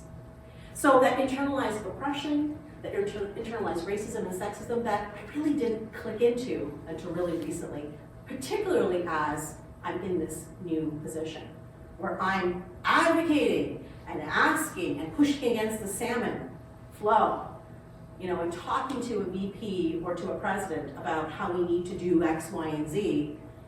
And then I'm realizing I haven't done that for myself. And that's the part that has been really important. So acceptance and then rejection of those lies. I have done some early attempts to decolonize, and I think I was trying to figure out my way. And this was an article that I wrote for University Affairs about what it was like being a woman of color and first president of a union, faculty union, in that position, and how challenging it was for me in particular. And some of you might think, yeah, well, okay, I can see how that was challenging. But a lot of it was about, working for the collective and still being who I am. Because often when I spoke as a racialized person because that's who I am. So when I left the union leadership, I was slowly accepting that I was no longer the leader required by the executive, and I was not going to try and fit into a space where I no longer belonged. And that was actually very difficult for me too, because that comes back from that colonized mindset where you have to be grateful for every single opportunity. You're not allowed to say no to things. You should be lucky that they asked you to be the leader for all of those faculty members. You're the same grandchild of women who couldn't read and write under British colonial rule. And you are the union leader? How would you ever leave that position? So when I was appointed to the new role, there were a few positive comments, and these are some of the emails that I received. Particularly the one that I really love at the bottom was, I'm not sure what diversity excellence entails, but if it means that we get your voice in admin, it's a win. And others who were like, I'm glad you're doing it, and some of you might know I applied for the Dean of Arts position 2 times and I didn't quite make the list. And so others said, you know, this was because you were meant to do something else. So it was very kind and lovely and sort of affirming of like, okay, it was probably good that I shifted out of the union leadership and went into, and sat in my office to go back to teaching, and then was approached to do something new. But the negative feedback is what I want to talk about a little bit, because that fed into my colonized mindset. I was labeled as a traitor, as an imposter. I received and read shaming mass emails. I had mockery via social media, and I had actual physical snubs in hallways. That's not pleasant. That was difficult to manage. And resilience is absolutely overrated. It's overused and it undermines my experience. I've spoken to several Black women in particular. We've talked about erasing the word resilience from our vocabulary. So the self-doubt became very palpable and actually became embodied. And I started having chronic pain in my neck and my shoulders. My massage therapist was taking a lot of appointments with me. I started having panic attacks in the parking lot. I was overthinking email responses and sort of this overlay of urgency to predict backlash behavior. We've got psychologists here who can tell me what that all means. I was reminded of previous incidents of discrimination, racism, sexism, bullying, and intimidation that I had experienced on campus for 15 years, but never in the situation that was at this level. Just this week, I walked into a room and a colleague for whom I had fought tirelessly under union leadership wouldn't make eye contact with me. And you think, oh, that's normal. But actually, it's not. It's not. It's not normal. It's not healthy. And it actually made me feel like I didn't exist. And if you've read Becoming by Michelle Obama, she talks very much about the experience of being a Black woman and feeling that you don't exist in space. And that's exactly how I felt there. I said hello, and the funny part is that she sent me an email a couple of days later because she needed something under my mandate. And how did I respond? This is how I knew that I was starting to decolonize and heal. So I was just talking about the negative feedback. And so now how do I know that I'm starting to decolonize, and how do I know that the healing is starting to happen? So what I'm really proud about myself is that the way that I responded to the person who, you know, didn't really want to talk to me in the space and then had an email to send me because of my mandate. And I was like, oh, okay, I'm going to deal with this in a way that's, I think, better than maybe I had dealt with it maybe 15 months ago. So as many of you who work in trauma and trauma work, you know, the fact that you're not responsible for your trauma, but you are responsible for the healing that's attached to it and mitigate those trauma responses. And so I acknowledged receipt of the email and made mention of seeing them earlier that week because I wanted to acknowledge that. Whether they acknowledged me or not, it doesn't matter. I acknowledge them. So I did that. I realized that their mistreatment of me is a traumatic thing. This has been a long time for me to understand that racism is traumatic. And I know that this word has been used a lot in ways that perhaps are not always scientific or evidence-based, but I can give you the evidence that it does create, it is traumatic. And so I dissociated their mistreatment of me from the request, because the request was actually about a racialized student in distress, which then creates priority for me because I really wanted to mitigate the situation. I did not equate their reaction to me as my truth or a reflection of my worthiness in my current role. So I was like, okay, I think I'm doing better now. I think that I am decolonizing from this construct of internalizing the racism and internalizing the sexism that I've had. So the name Rohini actually means one who climbs the ladder of success. And I've been trying to really think about how I can use that, the name that I have been given by my grandparents. So this ladder is actually me, and that I have given way to my own self a few times. And sometimes there are missing rungs, and those rungs are representative of the systemic racism that's embedded in the university. Ironically, the same racism that I'm trying to fight in my new role. Sometimes it was my own unstable footing that was responding to intergenerational trauma as well, so that I'm not good enough. I'm actually not brown enough, I'm not activist enough. I'm not professional enough. I'm not grateful enough, and I'm simply not enough. This is the kind of mindset that I'm trying to break now. So decolonizing and healing as a racialized woman in academia is a lot of work. It's literally an everyday, I'm going to say, journey. It's tightening the trestle of lived experience and the institutional knowledge to make the ladder of success, me, much more stable. And so that university environment is going to be windy and unpredictable, and there's going to be storms, and that ladder is going to move. But by investing in stabilizing that ladder and on securing myself, I can actually do my work. The stability ensures my mindset matches my mandate, because that is what I have to do. I can't do my job if I'm not happy with who I am. So am I being inclusive with myself? Am I creating a healthy learning environment with myself? Am I leading with kindness, empathy, and compassion with myself? These are conversations that I'm having with myself all the time. And later this month, I will be, starting second year of my 5-year mandate. And I want to know, have I done a clear path for myself? And am I giving myself what I need? And my final step, and I know I'm over time, is the hashtag sorry, not sorry. And this has been a really great hashtag for me that I've been following and watching, this notion of just showing up as yourself. I'm acknowledging the emotional labor of EDIA leadership. I'm understanding that not every barrier in the university will be removed. No, I can't fix all the problems. I start pronouncing my name properly. This has been another decolonizing act. It's Rohini is the actual pronunciation of my name. I'm embracing my expertise as a full professor of French. That's not a bad thing for our grandmothers. My grandmothers would be wondering exactly how their grandchild became a full professor of French. This would be very, very daunting for them. I'm defining a set work day. I'm answering with facts when I'm experiencing a microaggression, which I experience every day. And that is not an exaggeration. I'm maintaining an active research profile, including creative writing, because I do write short stories and poetry. I'm accepting guest lectures when I want to, even though I know you're busy. I like a full tally, remember? I'm good. Connecting with community regularly, and that means community that speaks languages or looks like myself. I'm hydrating and moving and eating and resting and sleeping. I'm investing in loving myself and kindness and leading with that. And I understand that representation does matter, including the version of who I am right now. And I know that when I show up at myself, hopefully some students are positively impacted. I've been doing Sabers for a while now, which is a morning routine that really helps me. Sometimes that morning routine starts at 5 a.m. Sometimes it ends at 9 a.m. It all depends on how much time I have in the morning. But this is what I've been working on in terms of those mantras as well. And the last piece, really recently, I noticed, I was at a women in business seminar here, and I'm not in business, but I was asked to do sort of an opening remark. And I thought, I'm going to do the exact same thing that everyone does. Welcome to the event. And I didn't want to do that. So I read from this book, Nerve, and written by 2 former university women presidents. And I read from that, and apparently it struck a nerve. And there were some women buzzing around about it. I could hear people quoting it. And I thought, people were impacted by what I said. So we donated 10 copies of the book. And I created a nerve check-in every month. So these 10 women, and they're primarily racialized women, were coming together every month to do a check-in either online or in person. And this is also a transition piece for me. I used to order my coffees under different names because I assumed that the baristas could not say my name.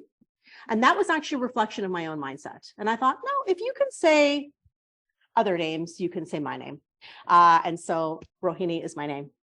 Merci beaucoup. Thank you.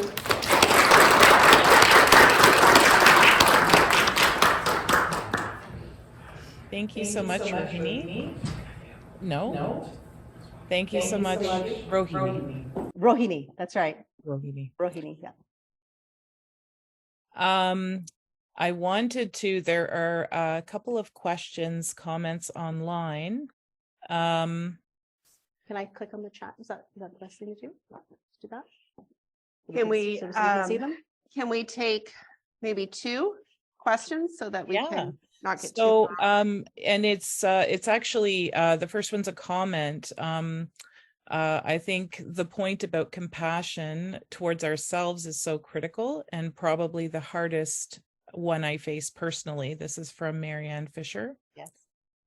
And actually one more, actually another for Marianne. Yes. I'll just read it as it is. Not a question, but I think Rohini's mandate could be used by so many of us, modified, of course, to suit our needs. And then,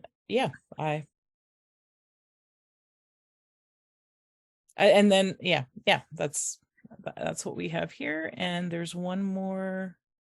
Okay, that's Not a question, but a comment. Thank you. Yes. Okay. So from Joanna, Joanna says thank you. Thank you. And we all thank you. Thank you. Thank you. Thank you. We're so grateful. Everyone's so grateful. Thank you very much. It was a really nice start to the next couple of talks as well. So next up, we have Donnique Cooper, who's going to share with us her views here, which is related to the importance of housekeeping. Good morning, everyone. My name is Donnique Cooper. I am a fourth-year undergraduate student majoring in honors psychology and biology. The title of my speech is going to be Speak Up, the Importance of Housekeeping. University is meant to be your home away from home. It is meant to provide you with all the necessary resources that you will need during your studies. When I first came to St. Mary's University, this was my first ever visit to Canada. I was in for a major culture shock.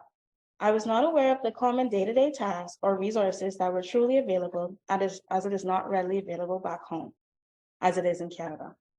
Throughout the years here, I'm constantly amazed by the various opportunities that St. Mary's offers, not just at a community level, but even at the various department levels. In my first year, I was heavily engrossed into my studies and was not truly aware of the resources that were at my fingertips. Can I take this off? Sorry. This was due primarily to the lack of attention or just not being properly informed. Regardless, in my first year, I attended a small number of events. Usually, I would have stumbled upon it between classes or would have been told by a fellow classmate or professor. Sometimes I wish I was better informed so that I could have made the best of my first year. There were many job fairs, learning experiences, Black inclusion and Caribbean clubs that were being offered. I was just so unaware and knew that I was not able to ever enjoy those wonderful resources and opportunities that were being offered. Then the pandemic hit, and everything had come to a sudden stop. We were all confused and just trying to process our day-to-day emotions to these new set of rules. I remember most Black international students were hurrying to go back home because it didn't seem safe to be away from home and not know what next week would bring. I remember the day I called my aunt to tell her the news. I was at the store purchasing items in case I was not able to go home as they were beginning to terminate flights between countries. Everyone around me was filled with fear, and that was justifiable. We were confused. Eventually, SMU had altered its courses and had begun remote learning. At first, this was a major struggle for me, being in a different time zone and trying to stay focused on a screen for hours at a time. Professors, administrators, and advisors were all very helpful. The pandemic promoted an increase in communication, whether it be verbal or written. Most of the information provided was through written communication, as it was the easiest and most effective, because students and administrators were in various locations around the world. When the pandemic seemed to slowly become normal, everything started to shift. Schools were opening, travel was beginning, and resources were changing to help the students as they began to transition from online learning to in-person learning. However, the written communication continued, but it wasn't producing a robust effect as in-person communication.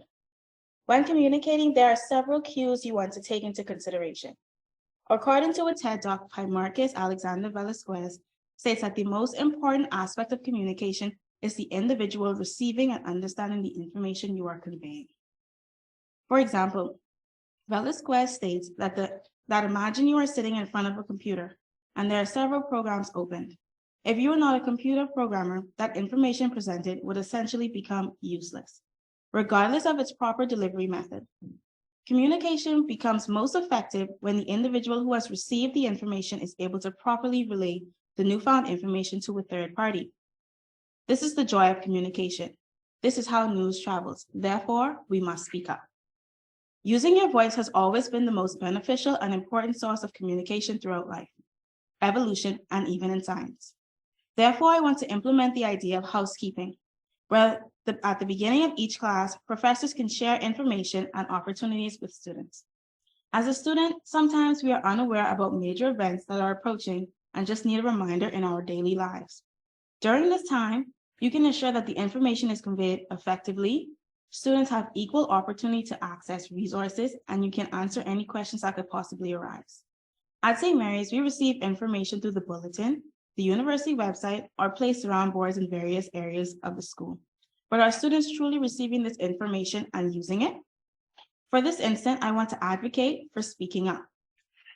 Written communication and verbal communication are effective in their own way, but why not use them in collaboration with one another to facilitate greater involvement and engagement in campus for all students? In university, there are many ways that the community, student body, and administrative body can benefit from speaking up. You want to make sure students are heard. It provides a sense of understanding that can help provide feedback for professors. Additionally, at a departmental level, it can increase the turnout to events such as various conferences and fairs that are being held. As a Black international student, being included is very important to me because I'm away from my family and it can be difficult. Hence, I want to push for us to have more effective communication and boost campus unity and spread awareness of the various resources that are available on campus. I do understand that this can be seen as potentially tedious because you want to provide students with as much information as possible during a lecture. However, this method of housekeeping can benefit you, students, and future students at St. Mary's University. In the long run, you truly do not know what providing information can do to someone unless you receive feedback. However, still providing the information and giving a student a chance to ponder the idea is very inclusive and important as they can share this to a third party and so on. This is one of my biggest regrets that I was not more involved sooner, and I want to help future students to have the choice to be more involved. So I encourage you to speak up and practice the art of effective communication. You can impact many people through just one person.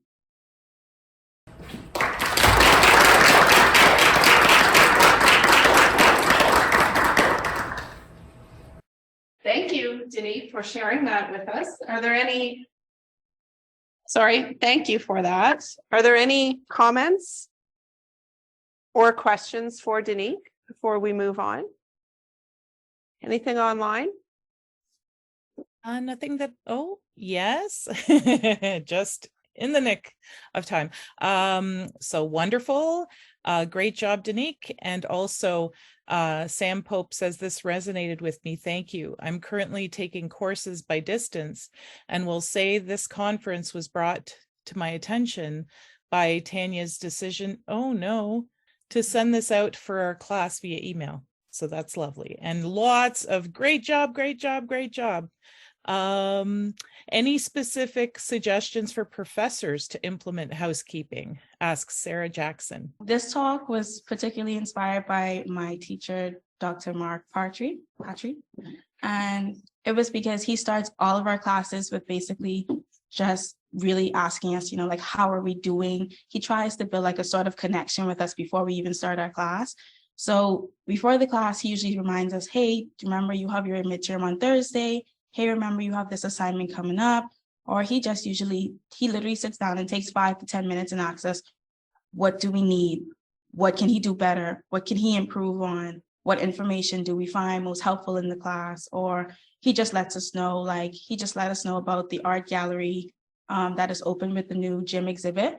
He gave us extra credit for doing an assignment for that. He just makes sure that we know of stuff that we may need or that we want. So this talk was really just mainly from him and from him teaching me these types of stuff were important because every day we're so busy and we're always doing stuff constantly. And sometimes we just don't have that time to remember every single detail. And just taking that 5 minutes in the front of class really inspires me to understand, if you take time and you just organize yourself, you are more efficient, you're more understanding, and it's a better relationship with your professor. So in that suggestion, I would just say, bring it up to them, just, hey, sometimes it's overwhelming in the class. Just, hey, it would be better if we maybe just take 5 minutes to ask any questions, because then teachers are overwhelmed with emails. They don't even answer them sometimes. So it could just be something that you bring up to them and you can see if they implement it in any way. Thank you so much. There are more questions and comments. I'm going to copy them and then they will be sent to you. Okay. Thank you. Thank you, Lucie.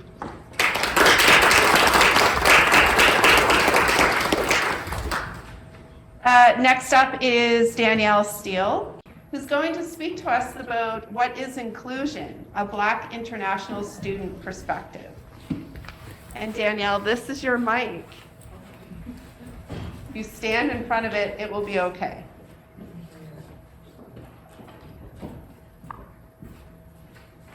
Feels weird being on this side of the classroom.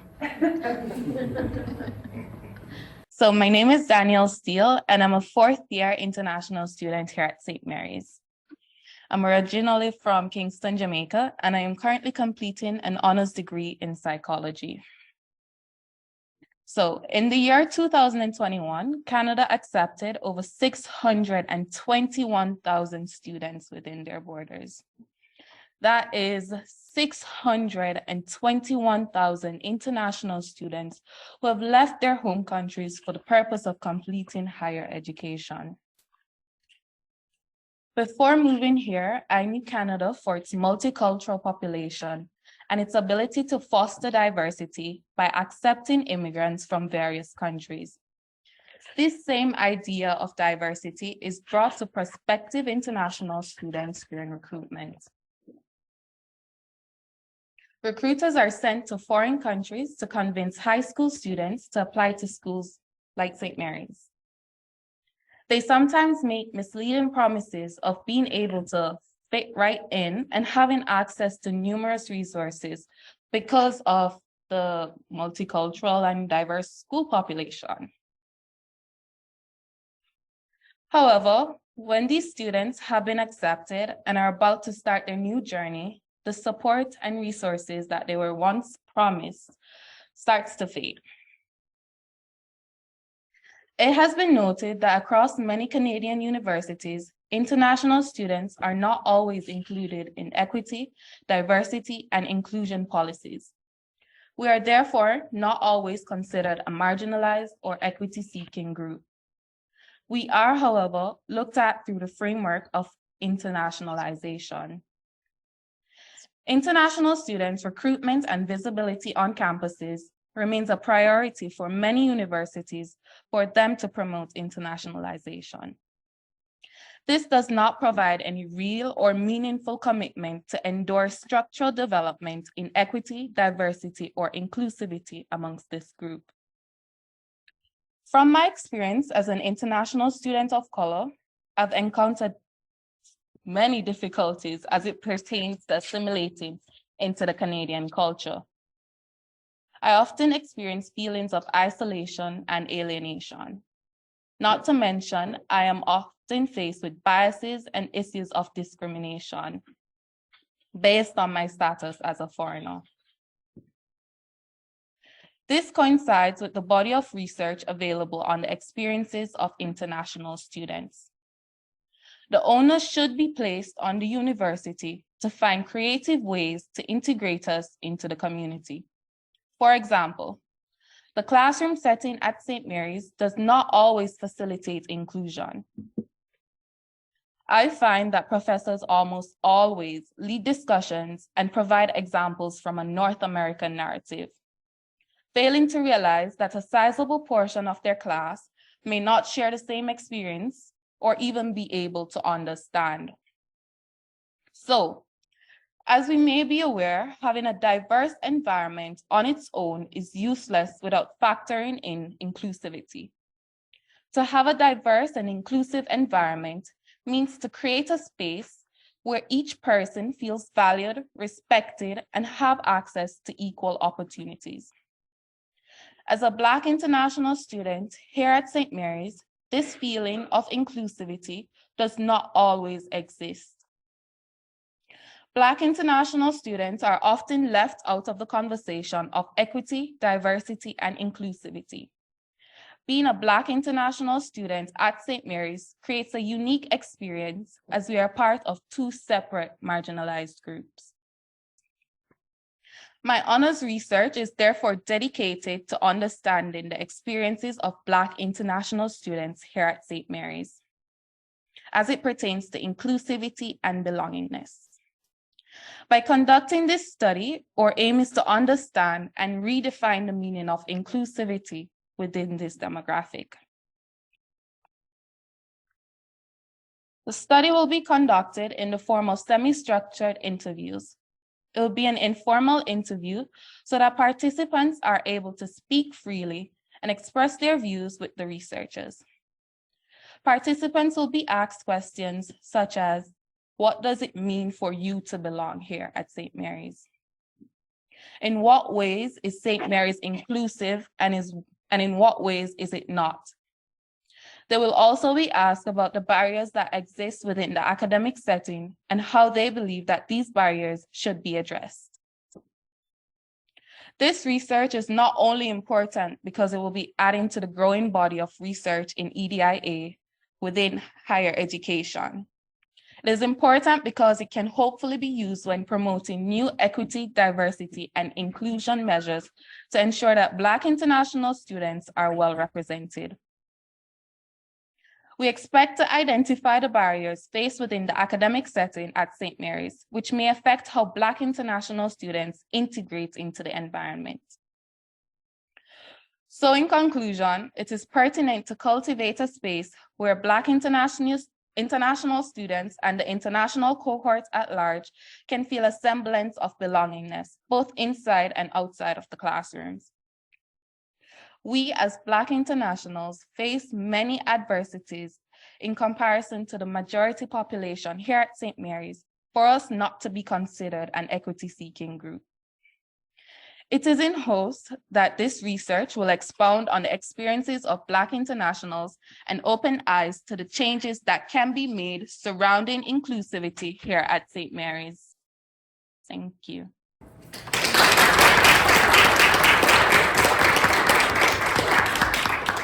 Thank you for sharing that with us. I think that was very informative, actually, as you know from my reaction yesterday. We have time for one question or comment before we have to move on. Patrick? You want my box, this box. You want my mic box. I'm going to toss it.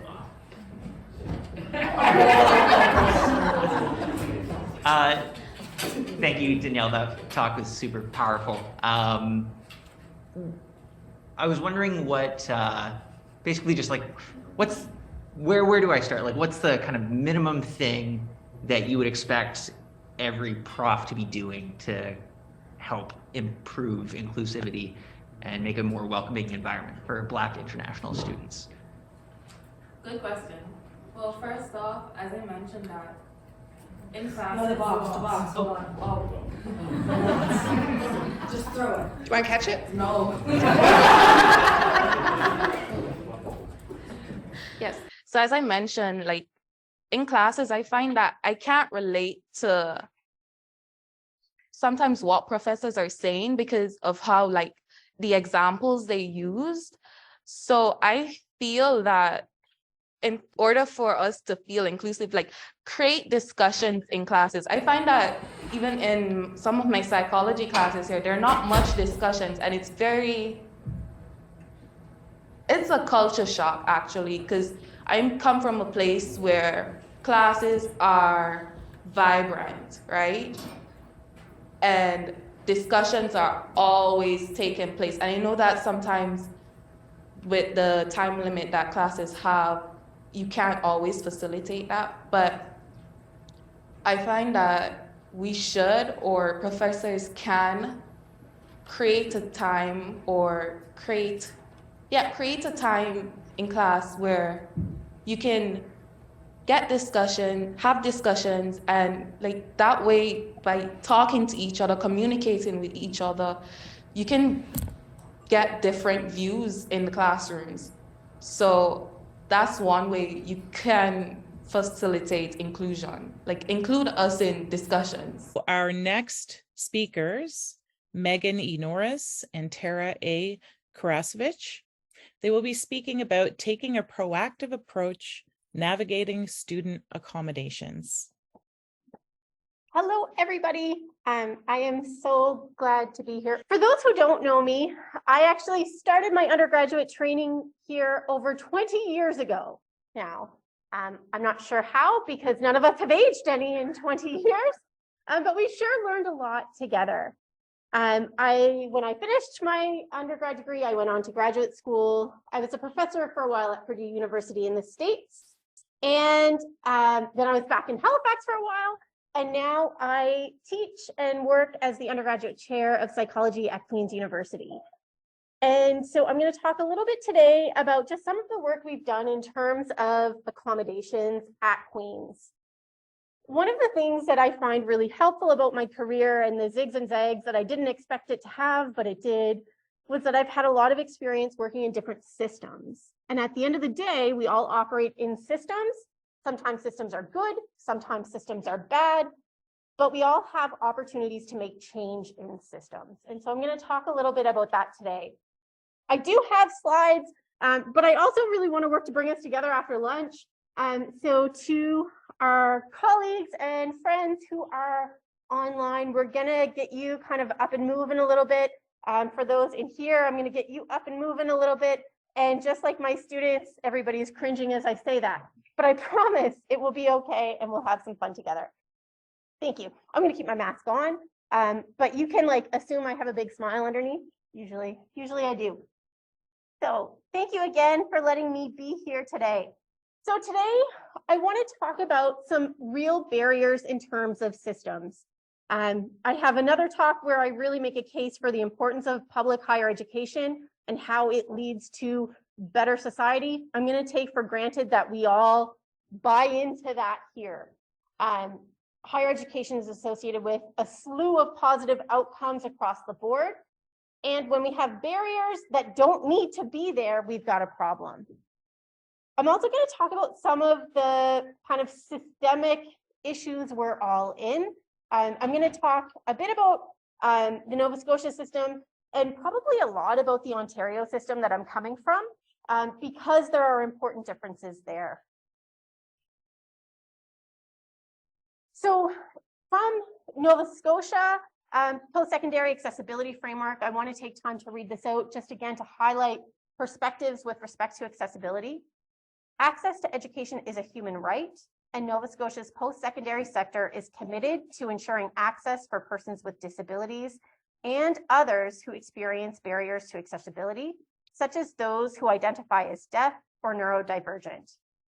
Accessibility is a collaborative process requiring participation from all stakeholders. I'm going to say here, invested parties in terms of thinking about language and modifying language. Departments, faculty, staff, students, and partners.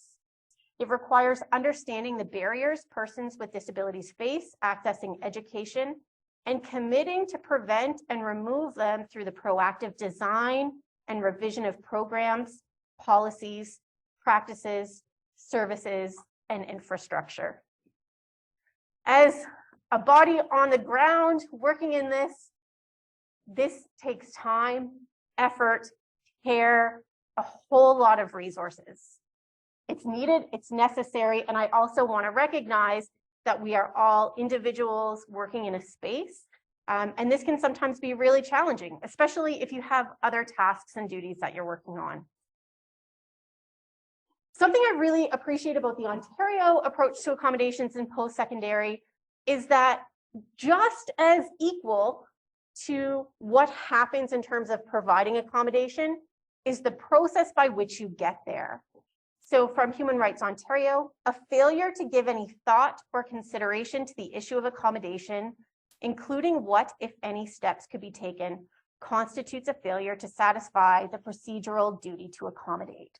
So it is not just about the accommodation that's implemented, it's about the care and the thought and the investment in the process to get there. Megan, yes. Ask you a quick question about that definition. I hate to give you a list. Totally.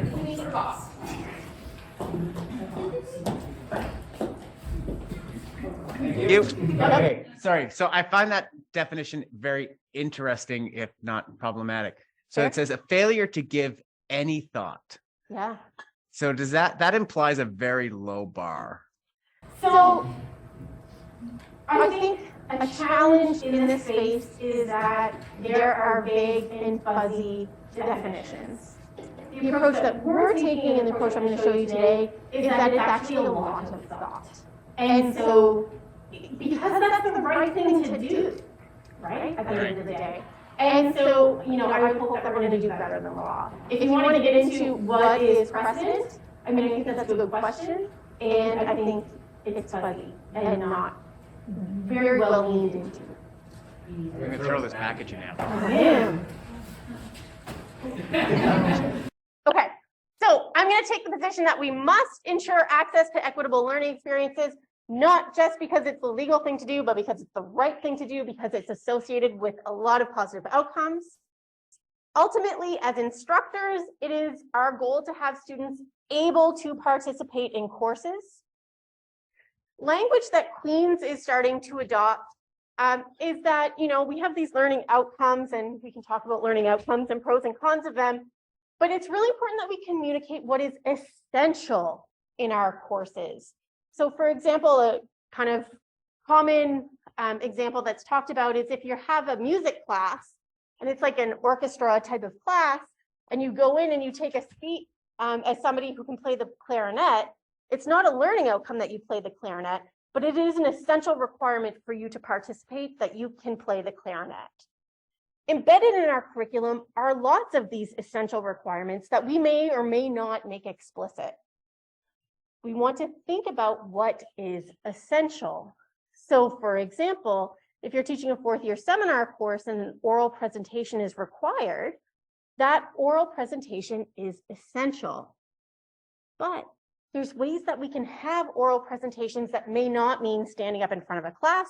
Maybe it's recording something, maybe it's putting something online, maybe it's leveraging ed tech like Flipgrid, but thinking about how we can accommodate for those essential requirements. And there will be times when accommodation may not be possible based on an essential requirement. If that is the case, we need to justify why and how we've thought about it. And this is where those conversations really come into play as being really important. So oftentimes students and others may have better insight into how to accommodate than we do. I also want to acknowledge that we are facing a little bit of a tension as we modernize teaching. So from the EdCog literature, we know best practices in teaching and learning for long-term memory are to have increased frequency of assessment, to have increased contact, lots of feedback. We're doing tons of formative assessment, increased frequency of group presentations. All of this increased contact is also happening at a time when we see rates of disability in post-secondary increasing, and the nature of disability is changing as we support students who have disability. Learning disabilities and mental health disabilities are two of the fastest growing categories of disability in post-secondary, and they can often be episodic. And for anybody who has experienced stress and stress-related outcomes like midterms and finals, when we have lots of high-stakes summative assessments, are challenging, right? So how do we then think about maximizing pedagogy based on what we know is best for long-term memory and also reducing barriers for students to engage? It's this that I'm really going to lean into today with you. Again, we're going to workshop this a little bit. And I'm going to introduce you to one approach for supporting students and instructors in the context of thinking about essential requirements. Here's what I'm going to say, and I know this is being recorded. I'm really hoping in 10 years, we can look back at this talk and I'm going to be mortified at what I am suggesting. This is one imperfect start to an area that is growing. We are learning all of the time. What I have, I don't link it here, but I can link it. The model I'm going to show you today that we're implementing, we've actually published through OSF and it's available on Google Sheets with the intention of bringing in more perspectives so that we can all learn and grow together. And so that people can be like, what are you thinking? This is absolutely not going to work. Please tell us. The goal is to make a more accessible and inclusive system. And so, you know what, let's make some mistakes and fail fast so that we can do better. Okay. as we think about accessibility in the classroom, we have to recognize that we work in a series of systems, sometimes that are multiple pay grades above us, and we may not be able to change everything up there. The Maritime Provinces Higher Education Commission degree level qualifications framework provides, Lucie, here's where you're going to shout out. Can you now see a web page? We've got in Nova Scotia, these degree level outcomes. I'm not sure the degree to which these are very salient in the Nova Scotia higher ed system. Ontario has these. We call them UDLEs, undergraduate degree level expectations, and they are very front of mind in terms of how we have to develop and deliver our programs. So these have taken a very central role in terms of articulating program level expectations. Different provinces will have these grids with different degree level expectations. In a design type of framework, I'm going to say ideally in quotes here, you've got these, provincially mandated outcomes. Universities may have outcomes embedded in that. Then you might have departmental level expectations down to the course level. So again, you've got these degree level expectations that sit on top of program level learning outcomes. And then at the course level, we've got instructors who are asked to come up with course level learning objectives. And sometimes people have guidance on creating these, sometimes they don't. Sometimes, depending on your institution, you inherit these learning outcomes and the systems don't allow you to go in and tweak, and so we live with them. But they may communicate things to our students that either we want to communicate or we may not want to. So thinking about the fact that an individual course and instructor operates under these systems, there's also university variance in terms of systems. So at Queen's, what happens is students will go to a central accessibility office where they will be provided with a letter of accommodation. That letter of accommodation tells us some pretty generic things. So it may say, extra 15 minutes per hour for assessment. And we can never ask students why that's in place to be able to design an individual system for that student at that level of knowledge. This is actually in place for a really good reason. It's there to protect student privacy and to protect student health information, but it does create challenges for instructors who are like, oh, I can think of a million ways to help here. I don't know how to start. Queen's also has a very different kind of structure in terms of volume. So thinking that our goal is to, again, increase accessibility and also reduce workload for instructors who are not trained in disability management. They're trained in their area of expertise. And TAs, graduate students, undergraduate TAs also are not generally trained in terms of disability management. The workload, which is outside of scope and large, can be challenging. So in psychology alone, we timetable 10,000 undergraduate seats in psychology. Pulling from the literature, if we want to assume about 20% of those students will have at least one type of accommodation, and assuming that you might have 3 assessments per course, this means that we are working to accommodate 6,000 students in terms of adjustments to their assignments. Not only that, this is 6,000 times that a student may have to jump through hoops to try to get paperwork, to try to communicate when things are going on. So wow, we've got a big opportunity to kind of let's just bring this down for everybody and also open doors for everybody.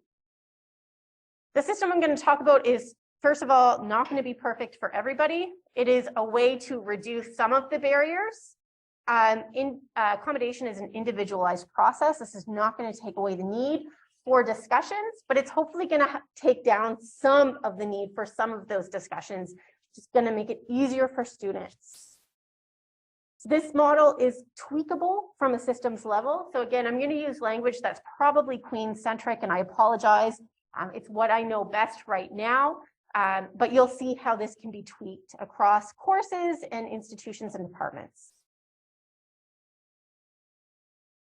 So the change for instructors, and it's going to seem super small, but it's kind of big, is that you should be thinking about accommodating students before your semester ever starts, before you ever make your syllabus, before you think about your assessments. That means in the summer, this is when this work is happening for many of us. The goal of designing with accessibility in mind means that we're designing ahead of time. Y'all, midterms is busy and stressful for everybody. We know that we're not very creative. We can't come up with creative problem solving when we're all maybe a bit burnt out on the edges. Thinking about this ahead of time can help us build the system in a way that supports everybody. I also, thinking about this ahead of time, we can communicate with students who are in our courses who may need accessibility, either through an accommodation system or otherwise, because everybody has had something happen, you know, a loved one dies, car accident, whatever. We can communicate about flexibility up front so that when you're dealing with an event of various types, you don't have to think about another process you need to go through. So again, I have a letter, you can tweak it if you're interested in it, but our goal is to think about designing ahead of time so that mid-course we're not running into challenges. Okay, you getting ready for the workshop spot? It's coming up. So I want you to think about the systems that you operate in. And if you're a student, I want you to pick a course that you've taken that you either think works really well for you, or maybe that there's some opportunities to change. Think about degree level expectations that you may be operating under, program or department outcomes that you're expected to operate under, and then course level learning outcomes. I also encourage you to think about, and this varies a lot between institutions, course learning hours. So at Queen's, one semester course is 120 learning hours. So we might have 3 in person. You need to then have, you know, about another 7 hours of work per week to meet the ministry mandated learning hour outcome. How your workflow breaks down, whether it's a 3-hour session, whether it's 1.5-hour session, and then thinking about assessments. A question that often comes up is how much work is too much, just to throw this on your radar. Rice came up with a really great, again, there's always assumptions built into systems like this, but if you're trying to budget, wow, you know, how much time am I giving my students in terms of reading? You can go in here and throw in pages per week. You can guess at the page density. So whether it's an academic journal article or a textbook, difficulty, no new concepts, many new concepts, and it will give you an estimation of how long these common academic tasks take. Again, no system is perfect, but it's a helpful place to start when you're thinking about designing for inclusion. Okay. Recognizing that there are many ways to accommodate many different situations, I want us to do some brainstorming together. I'm going to minimize and stop sharing my screen so that we can see Zoom. So y'all are going to be center stage in terms of the chat. I want us to think collaboratively about some ways that we can accommodate for accommodations that sometimes are traditionally tricky to make happen in our systems. So how might we accommodate if a student needs an accommodation for extra time, but it's not possible? So for example, you may have an assignment that is due at the start of class and you cannot take anything after the start of class because you're going to give feedback right away. You're going to tell them what the right answer is. What might we do there? So what I'm going to do is I'm going to use breakout rooms in Zoom, and then I'm going to have y'all chat amongst yourselves to think about what are some things that we could do. Does anybody online or in the room have an idea that they might want to share for how we can accommodate for a need for extra time when we have a hard line that we cannot move beyond? I'm going to throw the squawk box over here. I'll pass it. I don't trust myself with it. I don't trust myself to catch it. So I actually have this extra time for my disabilities.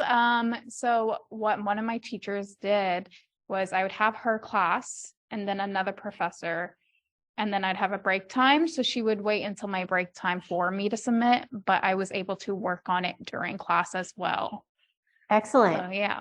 So baking time into classroom where we can. Love it. Other ideas?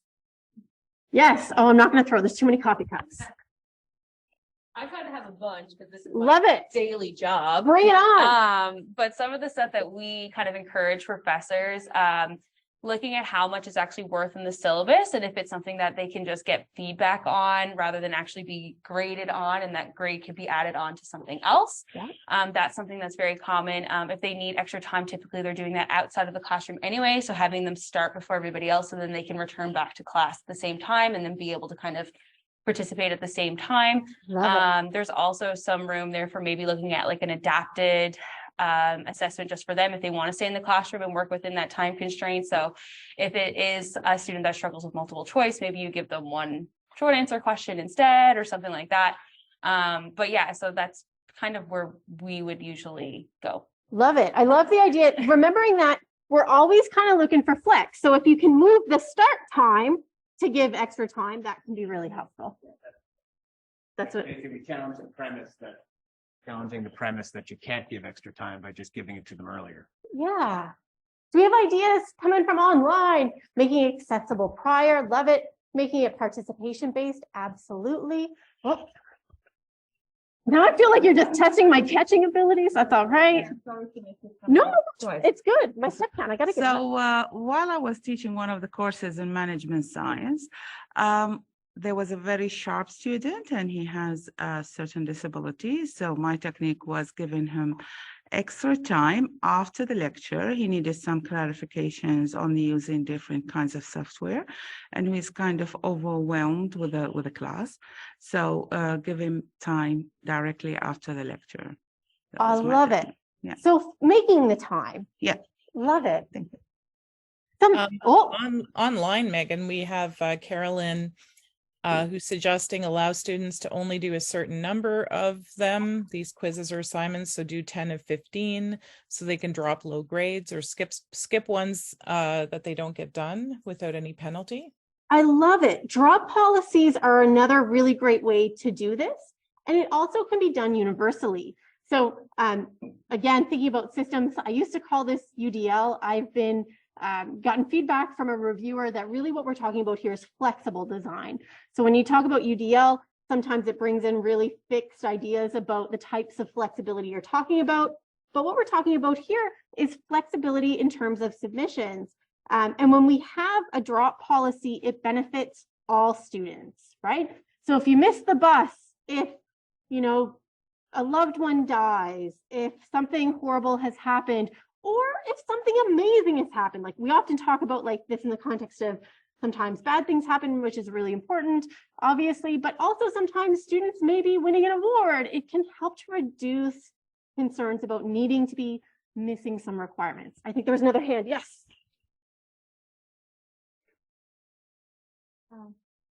This is weird. I don't really have a question. I have more so of a comment. Yeah. Yeah. With accommodations, obviously all students would, you know, prefer it, but not necessarily want it. Yep. So in those contexts, what would you suggest, like maybe for a professor to do? Because like, you know, the first thing you want to ask the student personally is, you know, what do you feel that I can do for you? Yeah. Because, you know, sometimes most people with disabilities love their independence. Yep. And if you impede on that independence or make them feel slightly less included because, you know, they may need something extra, and sometimes that's not really what they want. They prefer to just be that normal student that's doing everything what everyone wants. Yep. So in that case, what do you do, or like, what do you work around that? Or good question. This is where systems, I think, come into place. So at Queen's, we've adopted a computer system that was originally designed for Carleton. Students, I've got 7 minutes left. Okay, I'm gonna run, but I'm gonna answer your question first.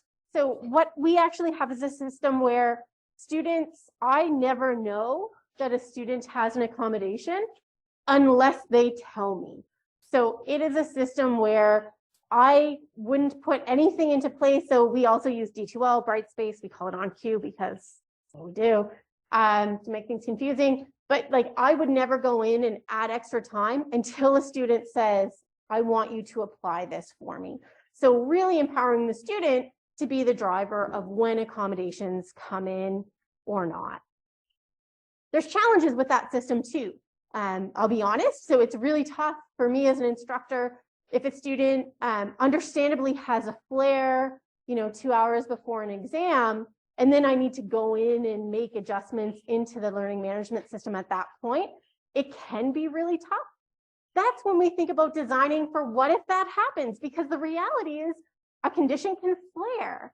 So we think about things like, are there policies for an automatic reweighting? Are there policies for deferred exams? Things of that nature. So it's really thinking about kind of the if then, which actually sets up with what I'm going to talk about for the last couple of minutes. So I'm going to send you in the chat to my website. Again, sounds super horrible. It's only because it's the only way I could figure out to get you access to a file. So I just put it in the chat. And for those of you who have a computer here, you can navigate to this. I'm going to accept my cookies. I don't know what they are, but that's okay. If you scroll down to the bottom, and I'm going to apologize, I totally spelt my colleague Tara's last name wrong with 2 W's, and she laughed at me, but I can't figure out how to fix it. This is part of the challenge, is that sometimes we are not super tech savvy, but you can download and open an Excel file. I'm going to encourage you to click over to the first page. For those of you who are here, can I get your help? I actually printed out a version of the first page. If you can just pass those out, that would be lovely. Thank you. As you're preparing and designing your courses, I encourage you, let me share my screen so you don't see what I'm talking about here. I encourage you to really think intentionally about, maybe not your course title, it's probably given to you, but do think intentionally about what are your prereqs. So can you make an assumption about essential requirements? Think about learning hours if those are provided to you. Do you have a mandate for 3 hours per week face-to-face? Do you have a mandate for 120 learning hours per semester? Do you have flexibility in terms of how that's allocated? So if you're interested in running a flipped classroom, let's say, do you have the authority to do that within the context of your course? Thinking about course description, this may be provided to you through an academic calendar, through the institution. And then thinking intentionally about what your course learning objectives are. And we can talk about learning objectives. I'm going to give my bias here. The scientist Meghan hates learning outcomes and learning objectives. I cannot find any empirical evidence that they help facilitate students learning better. Looking for a nice 2x2 design where we manipulate if students are taught how to use learning outcomes, yes or no, versus if they're provided yes or no. But I do think that from a systems perspective, they're very valuable. They make explicit what it is that we want to cover and what it is that we're doing here.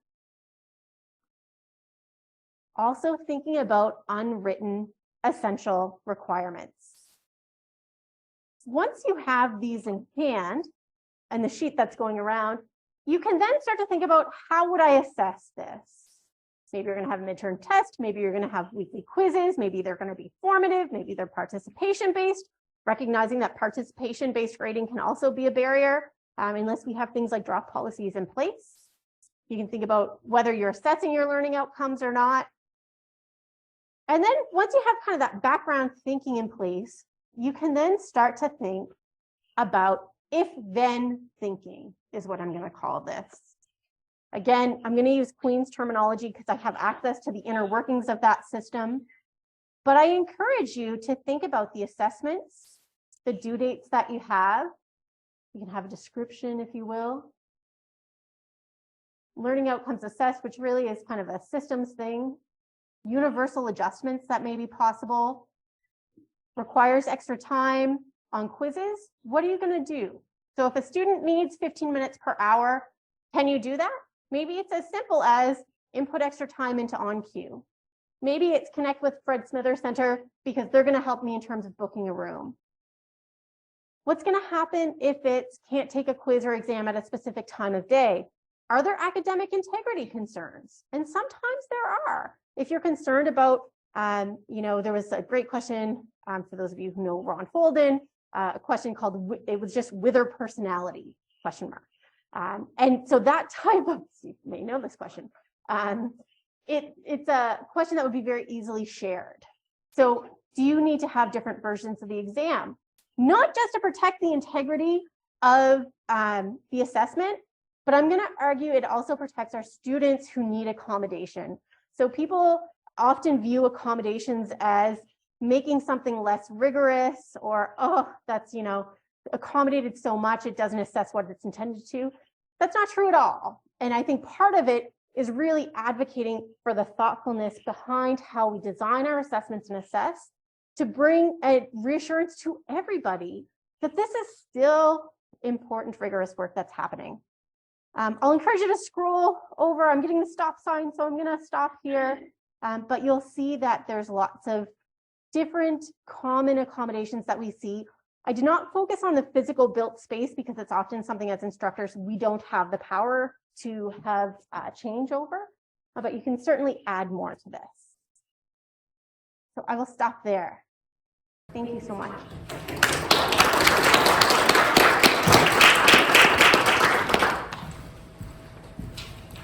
Thanks so much, Megan. Awesome. Thank you so much, Megan. That was really interesting.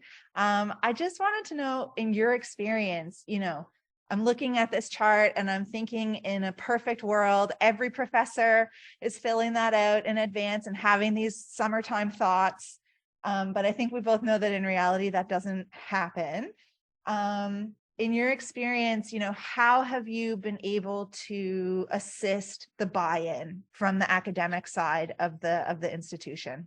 The Department of Psychology at Queen's invested in this system. We hired a staff person who actually has, I don't know if SMU has gone like Teams, like enthusiastic. Every course now has a Microsoft Teams account that the instructors and designated TAs are in, along with our accommodations LMS person. They build this if-then statement, and then the instructors build the if-then statement, double check that the staff person understands it. And the staff person now manages all communications for classes that opt into it, right, which has significantly reduced email volume for instructors, and students report significant satisfaction increases because they're getting consistent feedback and information from somebody whose sole job it is to provide that accessibility. So that's a systems thing at the department level that we were really able to facilitate. Oh, that's fantastic. Cool, yeah. Thanks. Okay, so the next presenters, Kate McHugh, Becca Chaytor, and Bill Travis, and their talk is Glean More from Your Notes, hashtag Gleanaboutglean. All right.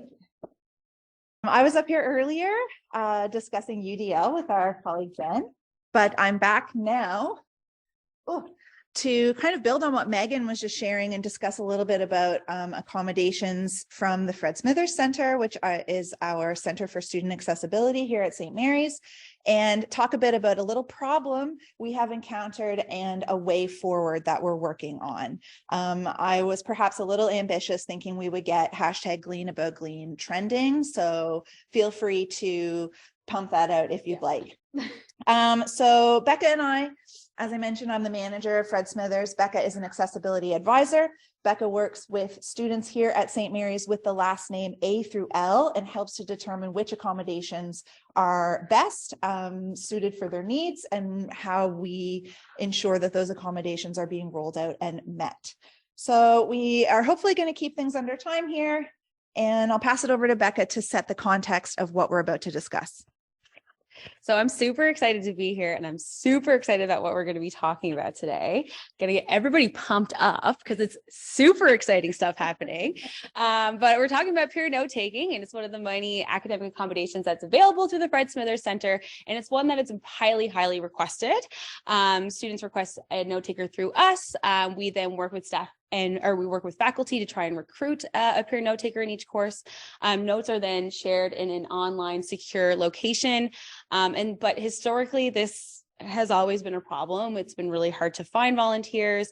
Most recently, we did start giving them $150 per course honorarium, thinking that that would kind of solve our issues. And it did a little bit, we did get a little bit more uptake than before.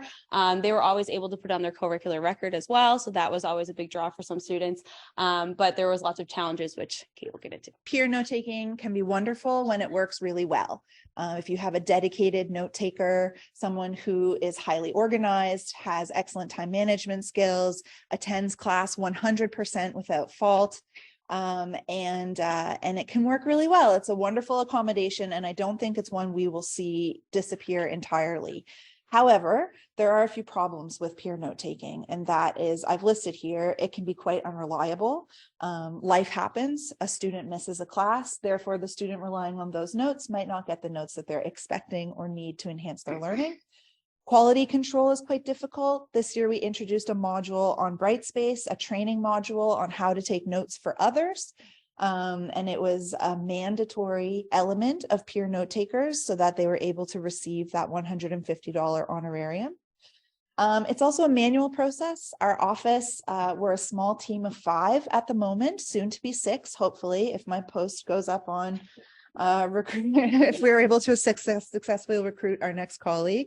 But it is a manual process at the moment where we receive requests from students registered with our center.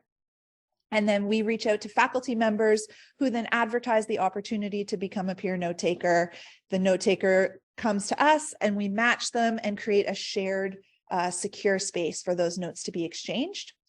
And then also notes tend to be personal interpretations. If everyone in this room and online was making notes right now about what Becca and I are discussing, and you looked at them, I guarantee you every single person's notes would be formatted in a different way, different language would be used, different ideas would be pulled out. So it is a personal interpretation, and not only do the note takers process things differently, but our students do as well. It also is expensive. The Fred Smithers Center is very grateful. We've received a very generous gift from a foundation, and this has helped to cover this cost for this year and the forthcoming 3 to 5 years.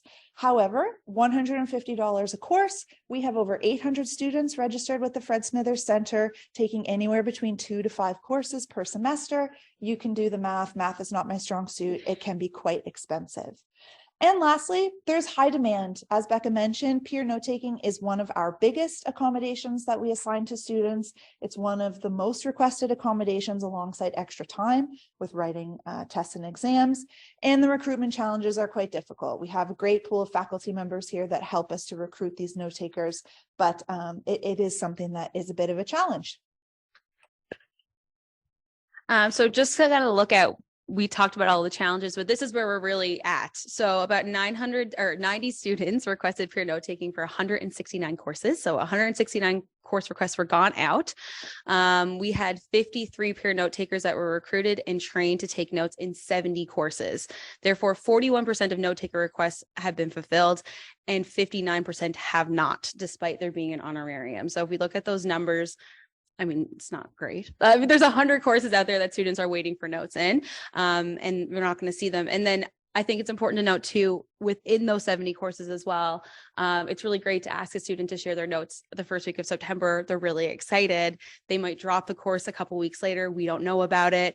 So life happens for them. So like of those 70, we might only get about 45 to 50 actual sets of notes that students are depending on to have to study.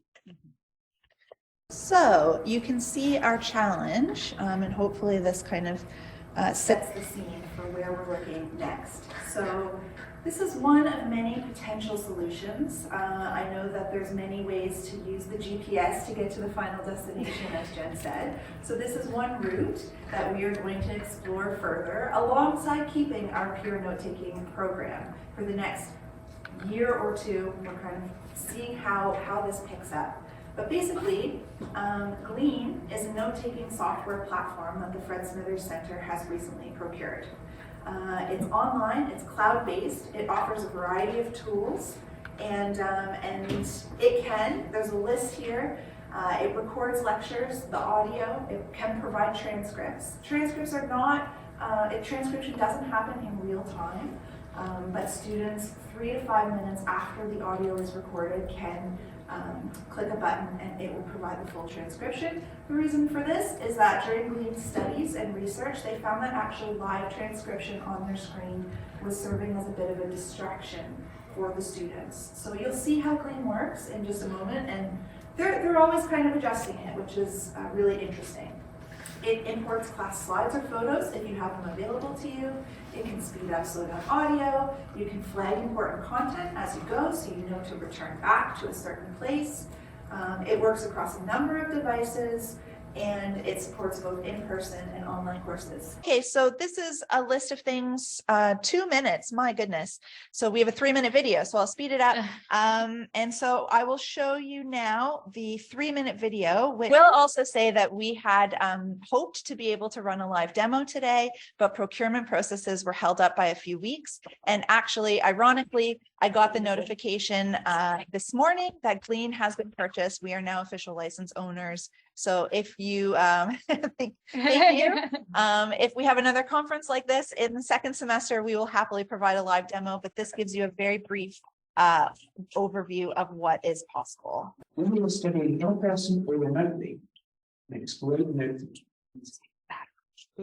Access Glean on any computer or mobile device, and you don't even need to be online to use the key features. Let's take a quick look at how it works. Of course. A Glean event is where you'll capture audio, import lecture slides, and add notes. Audio is visualized on screen as blocks of speech with gaps and pause. As everything is being recorded, you don't have to write everything down. Instead, simply tag key moments in your recording using text notes or labels, sending them to your notes feed as a reminder for later. You can also add headings to break your recording up into sections.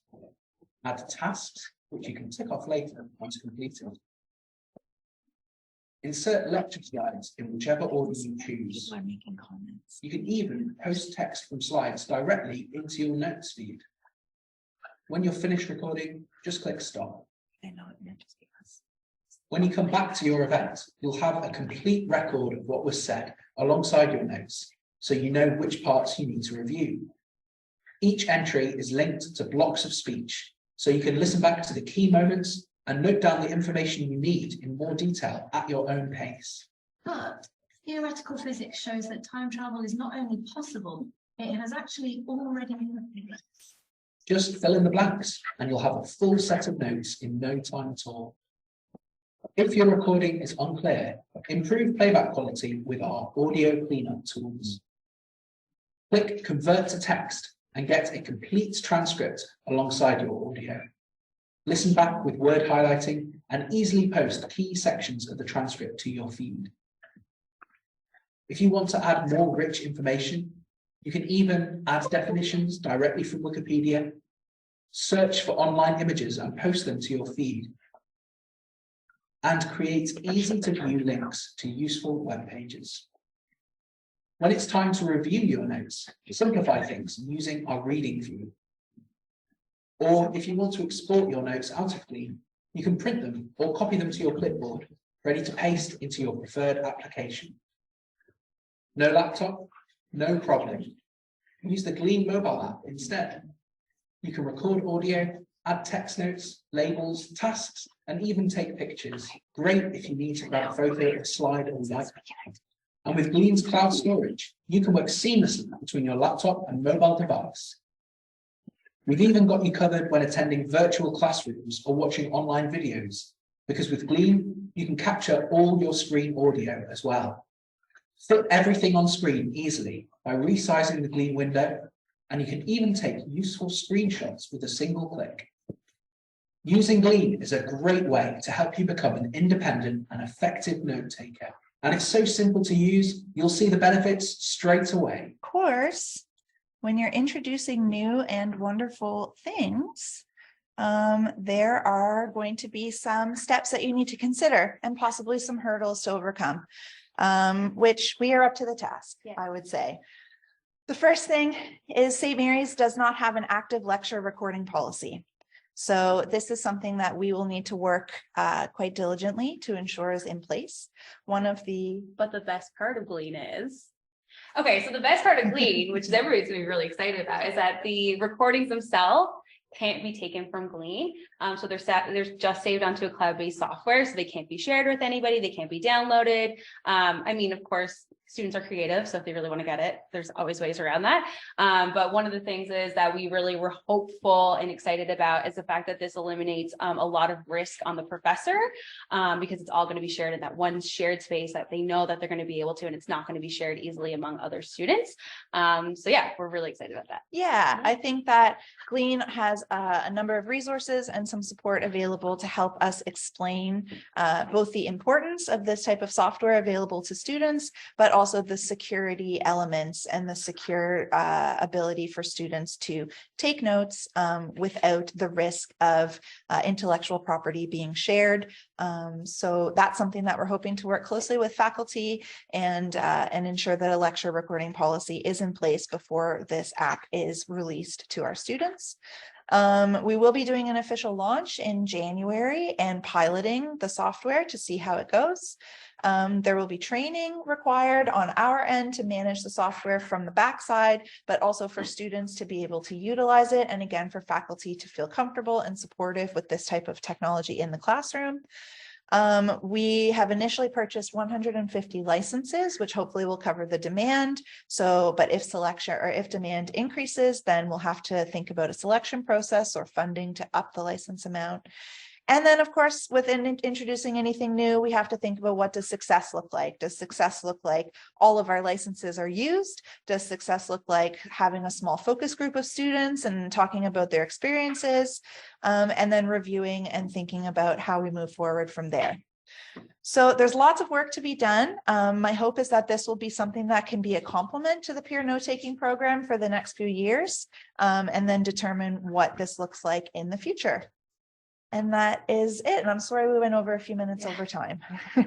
Does anybody have any questions? To say not a question, as co-chair of the Accessibility Advisory Committee, and folks here are members of that committee, you know, happy to be, you know, get the committee to actively encourage the policy to happen. I just wanted to say that out loud. Thank you. I also love how excited you are about it. Becca in particular. I've been working on this for like a year, so I'm really happy to see it happening. Okay, our next speaker is Novella. You can begin whenever you're ready. Thank you so much, and thank you for accommodating my participation from home today. I'm just going to introduce myself and give a little bit description of myself. I'm a white woman in my 30s, and I have a marked Italian accent. I do consider myself a privileged guest in Mi'kmaq land. So today I would like to talk about service learning and as a form of pedagogy, and talk a little bit about accessibility and inclusion, and then move on to what SMU does to support faculty members. Service learning is a form of pedagogy that is widely spread in North America, US and Canada, it dates back since the early 1900s, and it was applied in civic education, and it became way more developed through the 70s and the 80s. And in the US, through the Community Service Act of 1990, university and colleges started to receive funding to implement service learning programs. In Canada, we saw an increase in programs of this type around the 90s, and a significant uptake towards 2010. At SMU, it was implemented first around 2017 formally, and each university and each scholar, the scholar that publishes about service learning, has his own definition with various small differences, and each university has its own implementation. So the way we define it at SMU is as an experiential learning approach that links community-based experiences with course content. It's an academically rigorous program, and it involves a range of activities that intends to benefit the student and the community partner while keeping a high focus on learning. And it is directly connected to the university values and missions in relation to community engagement, pursuit of ethical wisdom, and contribution towards a civic and just society. So while, and here I have a slide that shows some of our community partners that work with us, and they are all strictly not-for-profit organizations or publicly funded institutional social enterprises. So how does service learning connect to accessible learning and inclusivity in our universities? So I'm going to talk about service learning in a framework of social disability model, which does not consider disability as intrinsic to the individual, but as a consequence of attitudinal, societal, and environmental barriers. And as Becca, Kate, and Jennifer earlier on clearly explained, the university have been transitioning towards more inclusive pedagogies and teaching methodologies for all students, adopting universal instructional design, and as we've seen, the universal design for learning. So in this setting, service learning is a form of experiential learning that is that can be highly accessible. And in a recent work, Bonatti showed how it matches the core 3 principle of the universal design learning that we've seen before. And so as we know, it provides multiple means of representations, and it allows students to shift from a traditional way of teaching at the university through just exclusively through lectures or in class activities, but it allows them to access a variety of means of learning, and our community partners in the community act as co-educators. So with a less direct instruction and a more student-centric approach to learning. Students also have opportunities to apply knowledge in different ways and engage in active learning. And a study that was led by Damon in 2019 showed that students tend to select the type of opportunities and experiential learning activities that best matches their abilities and their skills and allows them to excel.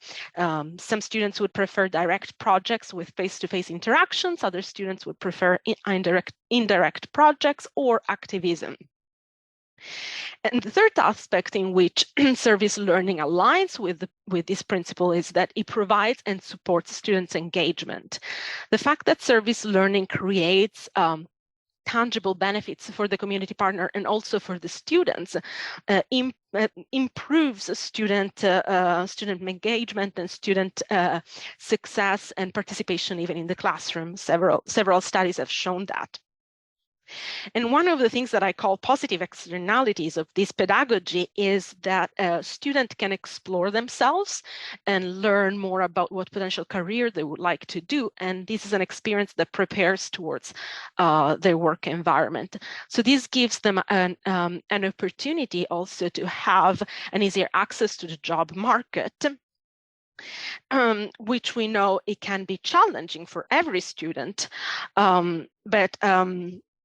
here I'm reporting some statistic, for example, that we can see that the employment rate for students with disability and students without disability, both in Canada and specifically in our province, has a marked difference between the two groups. And in a very recent scoping review of service learning program from 2022 by Rooney, Cron, and Diamond. In the US, we see a significant correlation, positive correlation between students' participation in community work and post-education employment.